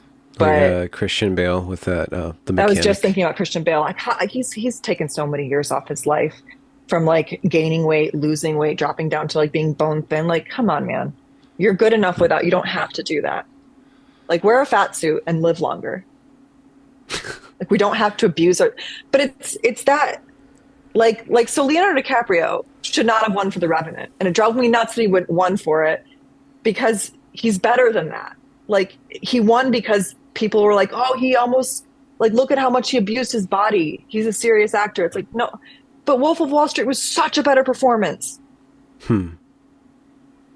and it's I'm just partial narrative, to Once especially with Upon a male Time in actors. Hollywood, but that's my jam. Yeah. Why aren't That's a female great actors, you movie. think, so prone to the extremities of the method? I don't really know. I think it's because men have a You guys are tendency more to like want reasonable? to take more risks. I mean, Yeah. yeah, like I mean, I don't know if it's more reasonable, but there's not a bravado about it. Like it's not like, oh, look at how much I suffer for my art in the same way. I don't know. Maybe because men need to feel masculine even when they're artists. I really don't know what it is, but it just tends to be more men that do this. Yeah. So looking at like the future for you with regards to your craft and art, so you're teaching now and you're performing again, like how do I guess here's a good question. How do your roles change over the course of your life? Like maiden, matriarch, crone kind of thing. I think I'm sort of aging into my ideal type now because I think because of my life, um, I've always been older than everyone around me. But now, like I'm old enough to have where it makes sense that I have that strength and that, um, like I've never been an ingenue, like really ever, because I lost my innocence too young. I didn't have that behind my eyes. There's like an ingenue type look, and it's something that's behind the eyes. Makes Like, that sense. innocence was not really ever there for me. So I Hmm. never like, and I mean, I always ended up playing the villain or the sex pot and like that kind of thing, which I love. But now, I think I'm getting into the age range where my type actually suits the roles I'm going out for. Like in So I'm a curious to virtuous see way? what happens. Yeah. Not necessarily virtuous, just that I look my age now. Like Hmm. I've always, when I was 18, I was like 40 years old. I mean, I'm 36 now, but like my life experience was much older than my actual body. And Hmm. so I don't think that I was suited for a lot of roles that were in my age range. Hmm. So I'm kind of curious to see, like, because I don't know if I really want to. I'm likely working with a manager again, and I'm kind of just going to see what happens. But I sort of don't really want to pursue it in the same way, and I'm kind of thinking about getting an acupuncture license and like coaching and helping people heal from their trauma, both with like vocal work and like physical healing. That's kind of what my interest is right now. But I Hmm. also am curious to see what happens with my new perspective on life. So that's kind of why I want to try it again, if that makes sense, just to kind of Huh. see if if it meets me in a different way now that I'm in a different place. Bringing up vocal work, with the amount of detransitioners, female detransitioners, rapid onset gender dysphoria, girls who transition in their teens to a certain degree or not, and then aging out of that identity.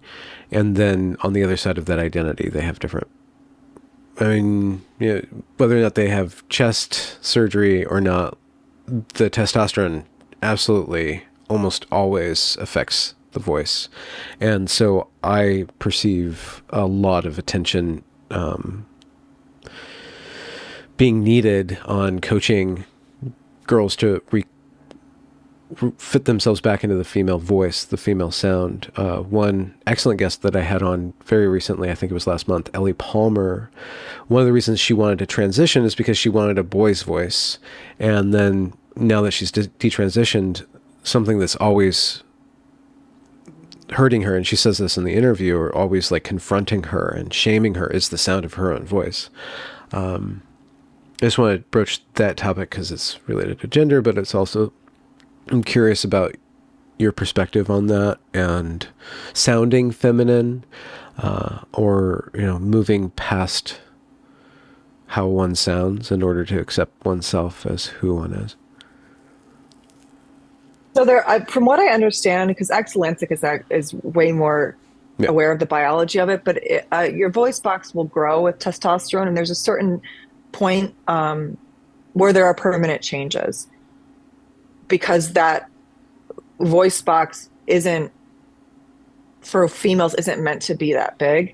But on the same, most people are so closed off here that there's still likely opening that can be done that will open up that resonance and open up the pitch so that they can have more free flowing voice. Because from what I when I listen to these women, a lot of them it's not even just that their voices are deeper; they're stuck at the same pitches. Like it's like they have very short range of pitch, and so Mm. I believe that since everyone almost, I mean, most people can't sing, right? So everyone has so much more space than they're aware of that they have to Mm. open up or that they can open up if they want to. So I would imagine doing that kind of work, focusing on really opening up their body, opening up, like reducing the tension in their body throughout, will help them open up the range of their voice.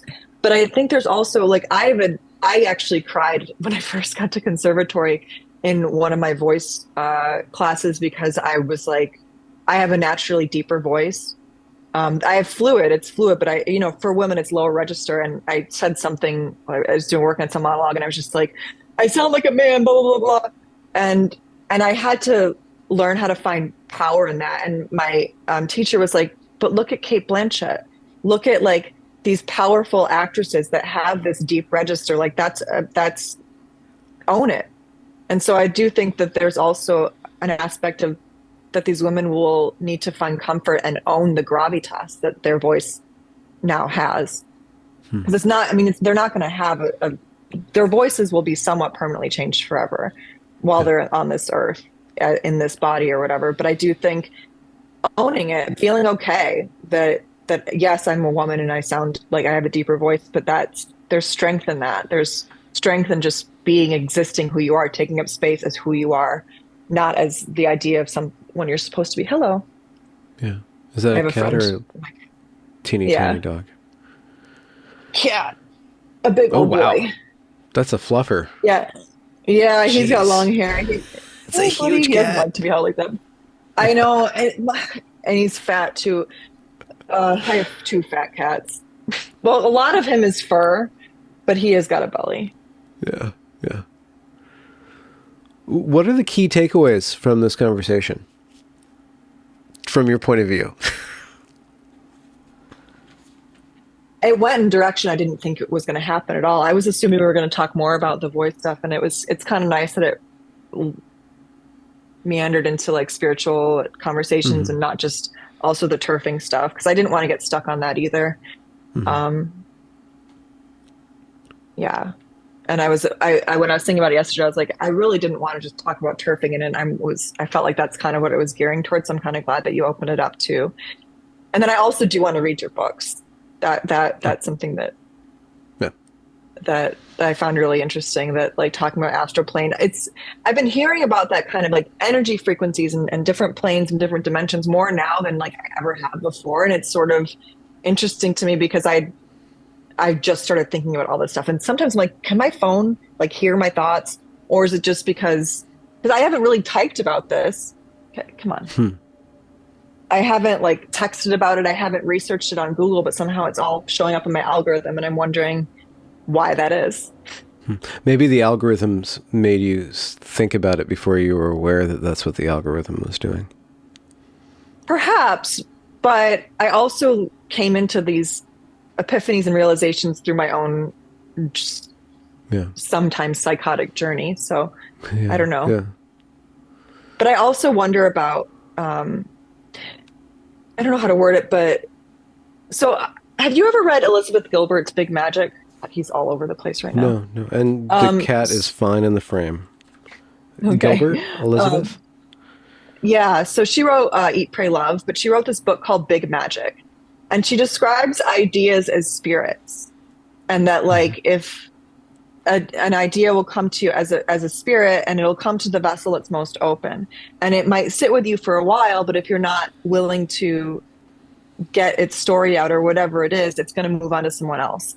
And I find it so interesting, like when somehow, like I think it was 2021 year, all the movies, like so many of the movies were in green and red. And I'm just wondering how that kind of thing happens. And it makes me wonder, like, are there truly, spirits that are creating this sort of mass inspiration where it's Hmm. somehow everyone's thinking about the same thing at the same time. So Or mass formation psychosis. yeah. Yeah. What is the idea that you think that is finding a home in Well, you? the energies, like the just the fact that everyone's talking about frequencies and energies and astral planes, dimensions, like did everyone decide to talk about this at once, or have I been living under a rock and not been hearing about this until the last like year or so? Yeah. Or was it like the COVID and the pandemic and people like losing their collective mind? I don't know. Hmm. What do you find? Is there something that you're thinking about that topic since it's coming up? I guess maybe because I'm in kind of a limbo space. Like I'm in that discomfort space, but I'm not letting myself fully live in it to start working on stuff again. So like Okay. I'm trying to adapt my screenplay into a book, but I stopped at like page 50 because there's a certain chunk of it that I don't want to confront writing, but I know that Hmm. until I do, it's not going to really go away. But Why? I'm avoiding it. Why? Like no matter when I start writing it, the discomfort's going to be there. It's just talking. It's a metaphorical horror film, but it's like a metaphorical horror memoir. So even though like it's all adapted from my own life, even though different circumstances, I've adapted enough that I could separate myself from it. But I think writing a book it makes you have to sit in it more. Maybe I don't know. Hmm. But I'm in an avoidant place creatively and outside of performing. I'm just like and it makes it such an energy waster. But then I also wonder, I do think that like you're a writer, you kind of I'm sure you get this, like where part of the writing process is literally sitting and thinking all the time and not actually sitting to write. And then like but Hmm. at least that's been my experience with it, where I would try to put pen to paper and a lot of it just sitting and staring and thinking, and then it suddenly somehow comes out. Yeah. Yeah. It's much easier when it's already written. But before it's written, it's an impossible task. So at least What you do you have mean? like, well, so Oh, like I have an now, outline. well, yeah, you have an outline, you have a screenplay. So in a sense, like you have the path forward. It's already kind of written. Now you have to like go deeper with it and put yourself really in there and connect however you will through your writing style, either by describing the objects or the movements or the smells or the tone of the character's voice, or however you describe and trick yourself into being in those moments and living through that as deeply uh, as you can in order to render it as realize it as much as you can. But when you're first venturing into a project and the page is just blank, and you could be talking to it on one way of looking at the page, it's anything, it's pure possibility, and on the other way of looking at it, it's complete death and nothingness. And then you start to Yeah. type and it's crap, and then you type again and it's crap, and it's a little less crap, and it's a little less crap, and it's a little less crap, and you go over and over and over again, which is kind of the craft or the discipline of writing, is just writing and then rewriting and playing around and pursuing the idea until it's realized. But when it's You all the froze up a writing that little I've bit. Oh no, you're done, moving again. all the writing I've done, all the writing I will do, I've already done. I just need to rewrite it, and then I'll be free. What do you mean will do? Like you're not going to write any more books after this, or just No, I don't need to. And no, there's a couple of other books that aren't fiction. I do need to take all my detransitioner stories and turn them into a detrans stories book, so people can access it, and so that there'll be a document version of all the work that I've done. That's a book project. I could do a memoir at some point in this phase of my life, but prior to YouTube, I was just a fictionist, and post YouTube, I'm now a public intellectual, or whatever it's called, influencer maybe. Content creator is the most vanilla you're and elevated comfortable above term. influencer. Influencer to me connotes just blah. I don't know. I Yeah. Anyhow, it, yeah. I like intellectual. What did you say? Intellectual. Public intellectual. Yeah.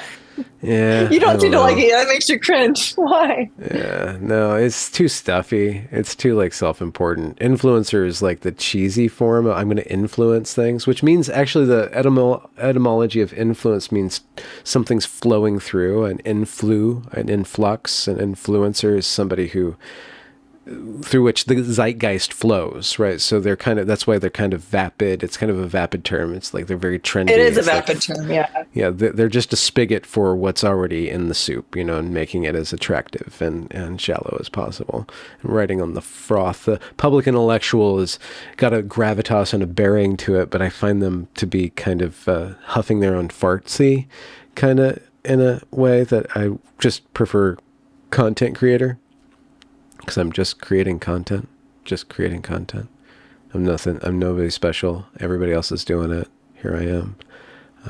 Now, is my content good or not? Like, I'm pursuing the good in the content, but not myself. Myself is, as an influencer or public intellectual, it's too egotistical. It's like I am the product. Yeah. Yeah. Just like that. Do you have anxieties about being a creator now, or do you feel like you fit into your skin more as you grow into the I age that you think that already that's were? just, yeah, the 30s have been my favorite decade. Besides, I mean, even with all the trauma included, because I just feel more grounded in myself and like I just have less fucks um, than I did in my Yeah. 20s. Yeah. But I do, there's always anxiety. Like, I feel like if you don't feel a little vulnerable after creating something, you didn't actually give yourself to it. Does that make sense? Hmm. Like, there's always a kind of a rawness. Like, Yeah. I'm always a little embarrassed after I performed. And I think Hmm. that that I should be because it's like you've really put yourself out there if you feel that way. Sort of Mm. like yesterday after our talk, I was like, I'm a little embarrassed, but it's because I was being authentic and whatever and just being open. And I think that there's always going to be that element there, but that's only a good thing. It's a Um, feedback, or it's a sign of a certain level that yeah, you got to in the work. yeah.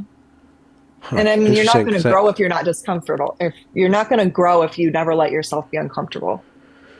There are certain episodes of this show that I do where afterwards I'm like, I'm just really vulnerable and like kind of shaky, and I'm like, whoa, like I just feel like, whoa, that was intense on it. And I feel like exposed in a way. Is But that your so it's live stuff interesting. or? No, it's these pre-recorded Oh, certain interviews, even though I'm usually not the one talking for 80% of the time. I guess that's when I've really given a part of myself away. And so there's this kind of like, it's not, sorry to use a sexual term, like it's not like an afterglow. It's like it's kind of the opposite of an afterglow, like I feel like I lost something, or it gives like some part of me has been given away. yeah. Yeah. Is afterglow sexual? Yeah, it's like that's where the term comes from. Oh, I didn't know that. Maybe it's I not. mostly know it from a Taylor Swift lyric about love, so Love I'm a is, Swiftie. yeah. I can't help it. A Swiftie, huh? Have you Uh-huh. gone to her concert recently? No, because I couldn't get the like for the true fan code or whatever it's called, and I'm not gonna spend $1,000 to go see her. So Oh, okay. Yeah. there was like a yeah, like so basically there was to get a code to like actually prove you're a real fan because it didn't end up working for most people, and that's why a bunch of scalpers bought up all the tickets and then we're selling them at crazy Oh, prices. Is what happened yeah. basically for the entire US tour. Wow. And also, my least favorite thing is screeching drunk women and girls. So I'm okay without. It grates my ears really bad. Is that mean? Was I just sounding No, or mean? you might just be a highly sensitive person. That might I have just be auditory issues. really. Um, yeah, I think it's still trauma related, but it's ADHD related. Like the only thing that's ever helped me with my anxiety is Adderall actually, because it helps me not pay attention to every sound around me. Hmm. Um, like I've been on Klonopin before. I hated it. I hated benzos. They just made me tired and angry. Um, because, and I was diagnosed with ADHD way later in life. And they were like, oh, like when I was talking to psychiatrists about it, they were like, it sounds to me like, because it's all auditory related, my anxiety is pretty much entirely auditory or like being around a bunch of people, like energy. But it's Yeah. because the way they explain it is my brain tries to pay attention to everything. So I can't pay attention to anything. So I freak out. Yeah. But I feel like everyone has opinions about ADHD, so I don't know. Yeah, it's a very trendy I think I just disease. have, yeah, I just have trauma brain. That's what I think it is. All of Trauma it. brain. What Yeah. about that anger? You said you kind of saw the manifestation of your anger, and then after that, you were able to integrate your child, your little girl. Wondering how, along with like I guess the pain and the suffering, is also the anger and the resentment. How have those progressed into homeostasis or balance? Well, I will say wrath is my number one deadly sin. Like it's something I'm always going Wrath. to have to wrestle with. Oh yeah, I have an anger issue. Um, so it's something I'm always going to have to wrestle with and always going to have to be mindful of because I've got to remember to take deep breaths and not flip out. And I think what's happened is I kind of threw a fit. Like that reconnection happened, and I thought I was like, oh, I'm in a great place, and all of a sudden I was just like not. And I think it was just her, me, that part of me was just like I can finally like just let it all out. And so I had a big issue with it for a while, and it's never gonna. I can't ever say I'm past it because that like that's what's gonna make me go back to it is thinking I'm no longer have an anger management issue is what's going to result in me losing my temper or something. But I say now that I aim it like a sharpshooter. Like instead Hmm. of just having a temper tantrum, like I direct my anger because I believe righteous anger is helpful and it's extremely motivating for me. But it's also I can get drunk on it. Mm. Like that, Hmm. you know what I mean? Like I can get so to me it's like reminding myself to not do that and just aim it directly where it should be targeted instead of just like vomiting it everywhere or whatever. Yeah, you know what? You're the perfect person to ask this question that's been gnawing on me for ages now.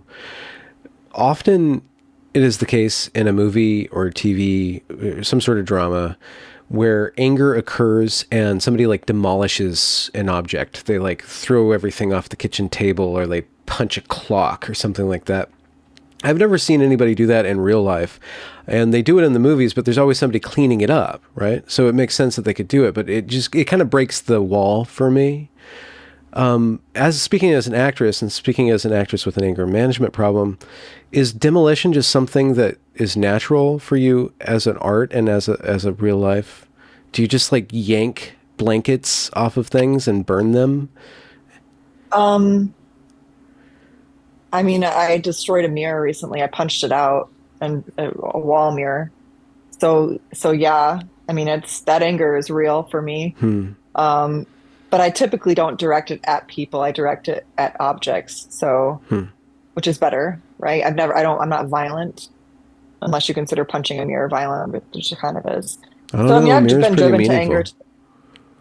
Um, yeah. So, I mean, yeah, I think that that's real for some people but it also just is cinematic, right? Yeah. Shattering something but, but Is I've, as an actress, do you express anger that way? Like when you're given the choice of how to express anger?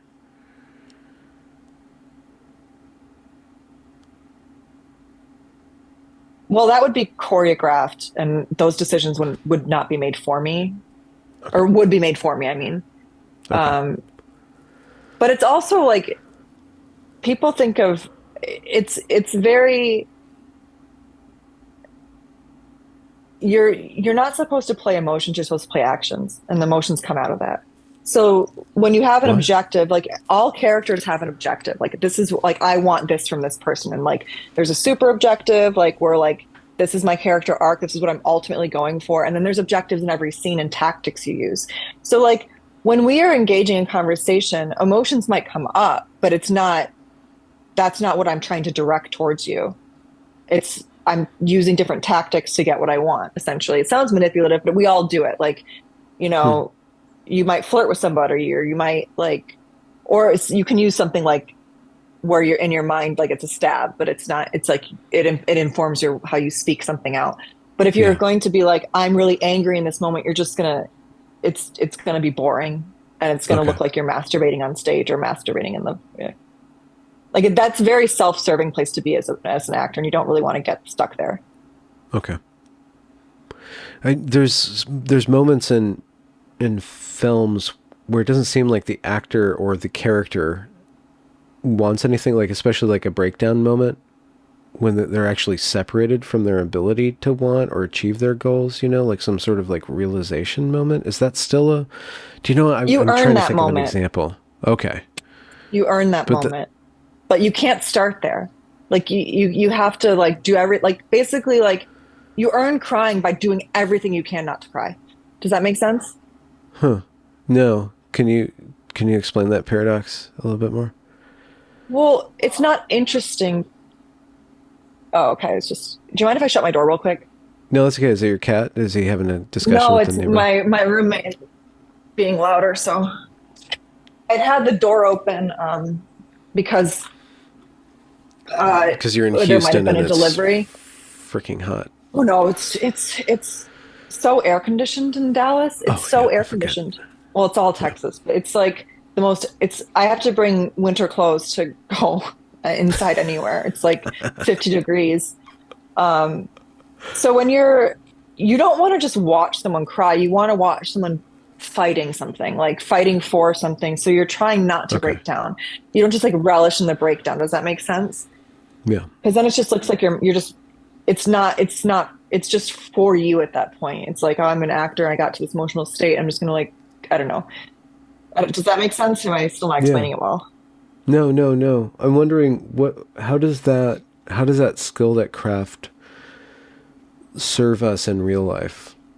Like if you could think of like if you're pitching a course on acting to a charter school and they kind of want justification, like how does this what kind of life skill is Well, a come lot from? of it's just having confidence, standing your own 2 feet, and public speaking. Like I think acting and like I know the voice teacher I work with, the opera singer, she works with tons of people that aren't in the industry because public speaking is important and simply just learning to stand on your own 2 feet upright, take up space, especially for women. Mm. Having a good posture, like, you know, I've had acting teachers be like, try to man spread on the subway, take up space. Like women don't like to take up space as much as are men can take up space. And so instead of like, Yeah. she was like, instead of getting mad at the guy for man spreading, just do it too.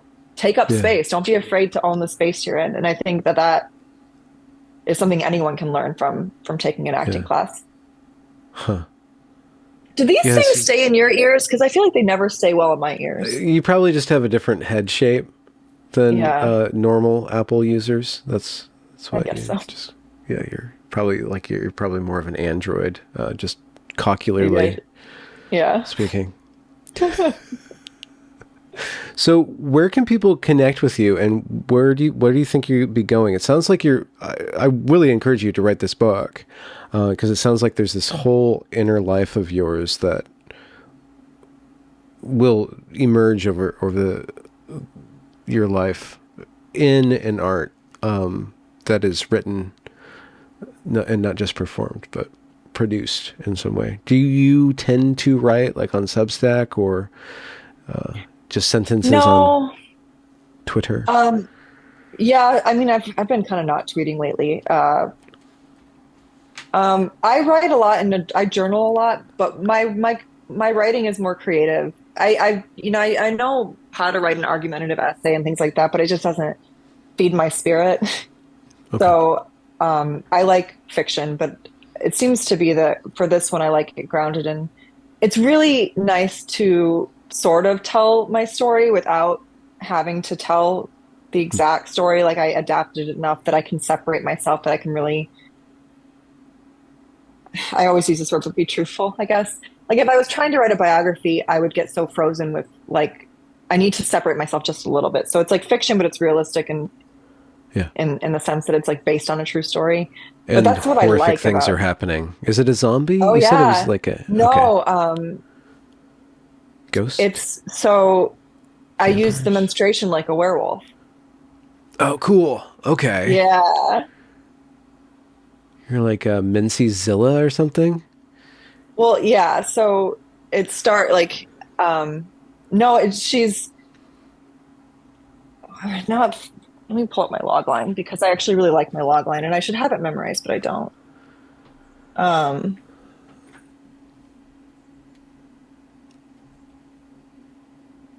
where is it? Okay. When a young woman unknowingly sinks with a full moon cycle like a werewolf, her deepest wound bleeds open. And so essentially, in the screenplay, she's has her first episode without knowing what it was, and then she decides it's time to write her book, but she doesn't really know why. And the writing of it starts bringing up the trauma, but like she has a psychosis sort of episode every full moon, and then she realizes that's happening, and she's like, "I'm going to do it with intention this time." Lean into the craze. Yeah, go up and I mean, it's metaphorical memoir. So I mean, there's magic, there's demons, there's Yeah. all that stuff, but yeah, and I think it's kind of, I mean, no one's really used menstruation as a form of power. I mean, it's been used in horror films, but it's usually used in a more negative shame way, and not like necessarily like it's painful, but it's part of the process of how she's connecting to the power source again, is like going through that, even though it's messy, it's ugly, it's scary, but The power source, the female power source, there's, we talk about the divine feminine, the divine masculine, but there's a chthonic feminine and a chthonic masculine. And what does chthonic mean? Subterranean, something from under the ground, something from, from the core of which we stand on. And a lot of the very ancient stories with heroines is usually about a descent into the underworld and a reckoning with the goddess of death, usually, or the death of a goddess, and then her resurrection through the process of going down and inward rather than going up a mountain, as kind of the more masculine tales are charted. There's like this descent and then this return back to reality rather than an ascent and return back to reality. I don't know. Huh. Interesting. What were you going to say about that? The difference between the divine and the chthonic. Well, I mean, masculine? the treating menses will always have an aura of the hidden to it, and you can reformulate. I don't think you can escape from the shameful aspect. I mean, it's blood, and there's a wounded aspect to it, and there's a weakness aspect to it. It's like this is something where your day is interrupted, your life is interrupted. You have to do maintenance to it, and then it's very personal, and it's this going inward thing. So the aspects of horror, and then using horror as a way of bringing it to light, is you're still going to have something. I mean, the images that I'm coming with, like even the product of the womb, the fetus, the baby, it's always kind of it's like kind of this slimy kind of monstery creature, and then there's this placenta, and the way that the fallopian tubes are like these weird alien things that are kind of like these little, they're like talking to each other, and then like you guys have cysts that are like flinging these eggs, these little poppy things, like the whole. Oh my God, this is hysterical. The whole thing, it's so intense. Like whenever I talk to sexologists about it, it's just like it's very horrific. I don't mean that to shame the female reproductive system or women itself. It's a great horror tool. So no, yeah. It's very visceral, and it reminds us of our biology. It reminds us of our humility in the face of our actuality, which is that we are these creatures filled with the fluids, blood and guts and like the whole messy part of life is what the human spirit has been planted in and comes out of. And we like to, so the gateway of menstruation is the gateway to all of this stuff that is really hard, especially for the masculine kind of abstract brain to like square itself with, in a way, without kind of having this periods of revulsion, and horror. But I think that the revulsion's good in a way. Like it's like you're confronting shit you don't want to look at. And so being forced to is like what, like one of my friends that read my script was like, I felt really uncomfortable, like almost entirely the way through, but I think that's a good thing. Yeah. No. Like, yeah. But I am sometimes, no, go ahead. No, just I am curious about like, if it ever got produced, like if, since most production companies are run by men. I just wonder like the comfort level of some like who would come on to work on it.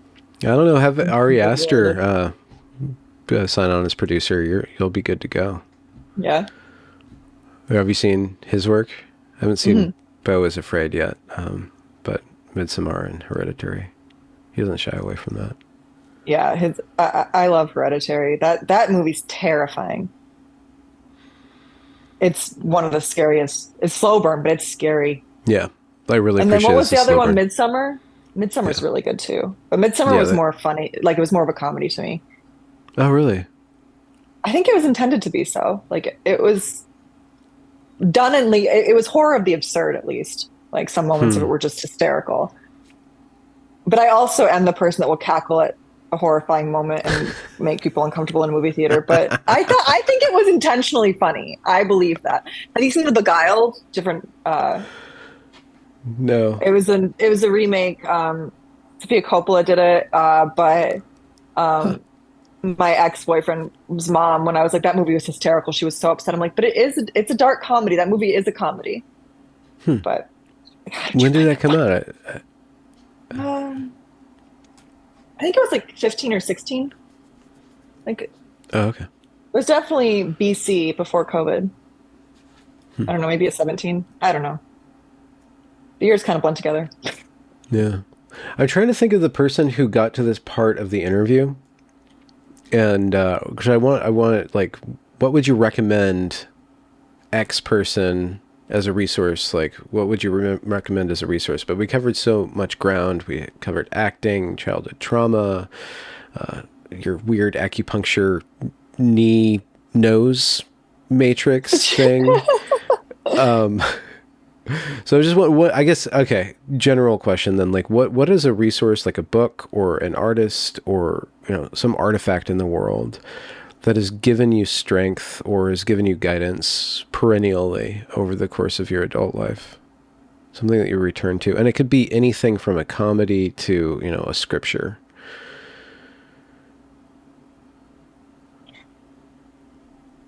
Um, that's hard. Uh, I mean, this it's gonna sound weird, but The Color Purple is a book I've reread a lot. Hmm. I think that the visceralness of it, the unafraid to be so ugly and truthful and look at the messy parts and the dark, dark parts. I've read that book a lot. But I don't know if it's like necessarily like I'm not Hmm. sure why I returned to it so much. I also just think it's like the best novel ever written. Hmm. But also, this is going to sound corny, but the Serenity Prayer. But I grew up going to AA meetings with my mom, but I think it's a really good prayer Hmm. just to kind of constantly remind yourself of. You know the prayer, right? The the Lord, thing, the grant thing. me the strength to help me with, or whatever. Grant me the strength to accept the things I cannot change, the courage to change the things I can, and the wisdom to know the difference. Okay. Because I'm a person that always tries to have control, and that's just Yeah. coming to terms with the fact that I can't control, especially other people or Hmm. like, especially if you come from like a chaotic family, you want to fix everything and like to let go of that, knowing, letting things exist in a Hmm. mess and not imperfectly, Hmm. and letting the things outside of yourself that you can't control, letting them go has been like the Yeah. hardest lesson that I still haven't fully learned. When you think of yourself as an old woman, who do you see? What is she like? Oh, that is such a hard question for me to answer now because I'm a hopeless romantic and I love the idea of love, but then lately I felt like I'm going to be a spinster forever and just be a cat lady. So I don't really know. Okay. I'm like a day at a time person. I hope that she Okay. gives no fucks and is funny as hell. Okay. That's what you're aiming for? And cats, always cats, Oh, like really? forever. Okay. Oh yeah. Like, are you going to set it like 15 or 20? Or are you going to go that direction? Oh, like if I had my all my dreams come true, I would have like a ranch house, like Ranch. a massive one, and just have cats like Cat outside, ranch. inside. Yeah. Like I'd have like 10 bedrooms, have some inside cats, some just outside, like a cat sanctuary. Like a barn, have barn cats, the ghost cats, just all the cats. Ghost They're the cats? funniest. Like, well, like the barn ghost, like the little, like the gremlin that never really comes out, like all of them, Yeah. all the types of cats. But yeah, I'm They're just the funniest, most joyful animals to me. I love dogs too, but Why? cats are just, why Yeah. cats? Yeah, it's weird because They're I'm hysterical. They're everything they do to me is funny. And I love they're that they're boundary animals and consent animals. consent animals. Yeah, like you need to have permission to touch them. You need to have, they need to get to know you, trust you, build that bond before they're like even like I've had my cat Ripley for like 8 years now, and I feel like every day we get closer somehow. Like there's more connection built. I don't Hmm. know. And plus I just think I'm a sucker for beauty and they're just the prettiest to me. Like I love pretty things. Yeah. I'm gonna request that if at all possible, you send a minute and 30-second or longer video of your cats, like the best cat video that you've made, so I can put that at the intro when I introduce you. So hopefully you have Oh, something, some media. I'll try to find some media. I have some really great photos of she's my co-pilot. So she's driven me from Atlanta or New York to Atlanta, Atlanta to DC, DC and back. She drove with me from Atlanta to Dallas, and she sits on the dash. She just loves it in her harness. I don't put her in a kennel anymore, and she and I are like Oh, she goes everywhere with me. do you Um, have like the GoPro mounted just right to the left of her, so she's in the frame and the road's in front of her? Oh, that would be a good idea. No, I haven't done that. I was just when I drove her from New York to Atlanta, she meowed a lot and she was not pleased, but like it was just being trapped. And so I was going to DC for a 3 month work trip and I was like, I don't want to leave her for 3 months. Taking her with me, but I'm gonna try to just see if she's okay in the harness. And she just like I like tied the leash to the shift now just so like because she can be an escape artist. But she was happy as a clam. Maybe I should get a GoPro now because she's a very adventurous little girl. I think she was a friendly stray because she was surrendered in a duffel bag with kittens and she had like ear mites and stomach worms and stuff Oh, before I adopted her. And she's so brave and so sweet and so friendly and so curious. And so in my mind, she had to be a friendly stray because if she was that neglected by someone she was like living with, I don't think she would have ended up being so kind and brave and not scared of life. So I don't know. I sure her name is Ripley, and that's off of the Alien franchise. Ellen Ripley. so she's your savior when the monsters come out. She actually is in my script, and she's in my book. She's one of the best characters. She is the best character in my opinion, but I can't take full credit for it because I literally just like wrote who she is. She's so Yeah. funny. I mean, she's a little bit more magical, and like, there's no way I could actually, if ever it got produced, I couldn't cast her because she she's not obedient. Yeah. She Yeah, knows that's the thing. exactly what you're saying to her, but she's not going to do it, Yeah. Yeah. Huh. Huh. But anyway, yeah, so I'll try to take videos, but I can at least send you lots of photos. Yeah, I haven't done a slideshow, so Kitty slideshow would probably go over well with the audience. And how can people get connected and listen to you? Where can they go? So I'm Red Moon Radfem on YouTube, Twitter, and Instagram now. And I recently took my grandmother's last name, but my website will work for both right now. Yeah, I forgave my dad. But I didn't want his last name anymore. So I'm Eintema now. So my Yntema? website is Eintema is how you pronounce it. It's Dutch, Thank you. Frisian. Yeah. So it's Katelyn, Katelyn. Yntema is Yntema. So it's www.katelynyntema.com. But KatlynPierce.com also works, but it's Pearce. I can send this to Okay. you in print No, too. yeah, I'll link it in the description. I just wanted to let Yeah. people know that you're alive and thriving, and they can follow you on your adventures as you proceed with wherever you're going. I feel like I have to make a confession to you real quick because I feel so guilty about this. So, Uh-oh. um, I was we did a reaction video to you and AGP Phil Illy. We did Oh, a three which one? episode arc. The one where he's talking about his book. Oh, well, I guess I've just had him on twice, so Okay. interesting. And I was in a catty mood, and my co-host asked me my opinion, and I said you were boring, and I don't think you're boring at all. I was in a man-hating mood because I didn't like Phil Illy. I don't. He said some things that bothered me, and I Hmm. was in one of my moods, and I've been talking to you this whole time, and I reached out to you because I really wanted you to know that breathing thing and muscle alignment, and then I was like, he's like a really cool guy and really interesting, and why did you call him boring? So in case you ever saw that, I want you to know I don't actually think you're boring. I was just in one of my Okay. bitchy moods. I will totally link that particular episode in the description with a timestamp for that very moment. Maybe I'll even put that in the description. Actually, no, I'll put that in the intro, and then we'll do a cat slideshow, and then we'll launch Okay. into the interview. So that'll be really fun. So you're gonna have to But sit I just down want you to for know that. I was just being a bitch. I don't actually think you're boring. That's fine. You can be a bitch. That's not boring at all. Awesome. Well, this has been Awesome. a lot of fun. I appreciate it. Absolutely. Thank you so much, Oh, you Caitlin. froze And up. it's a Yeah. pleasure to explore your life. And thanks very much for being so open. Thank you. And when do you want me to send you the little clip, the pictures in the bio, just so I know I'm on the right? Yeah, whenever you have a chance. Okay. All right. Right. Awesome. Awesome. Yeah.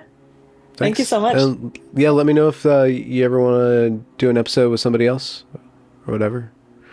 Okay. Hit me up. Awesome. Okay. Sounds good. All right, Caitlin. Have a good day. Bye. You too. Bye.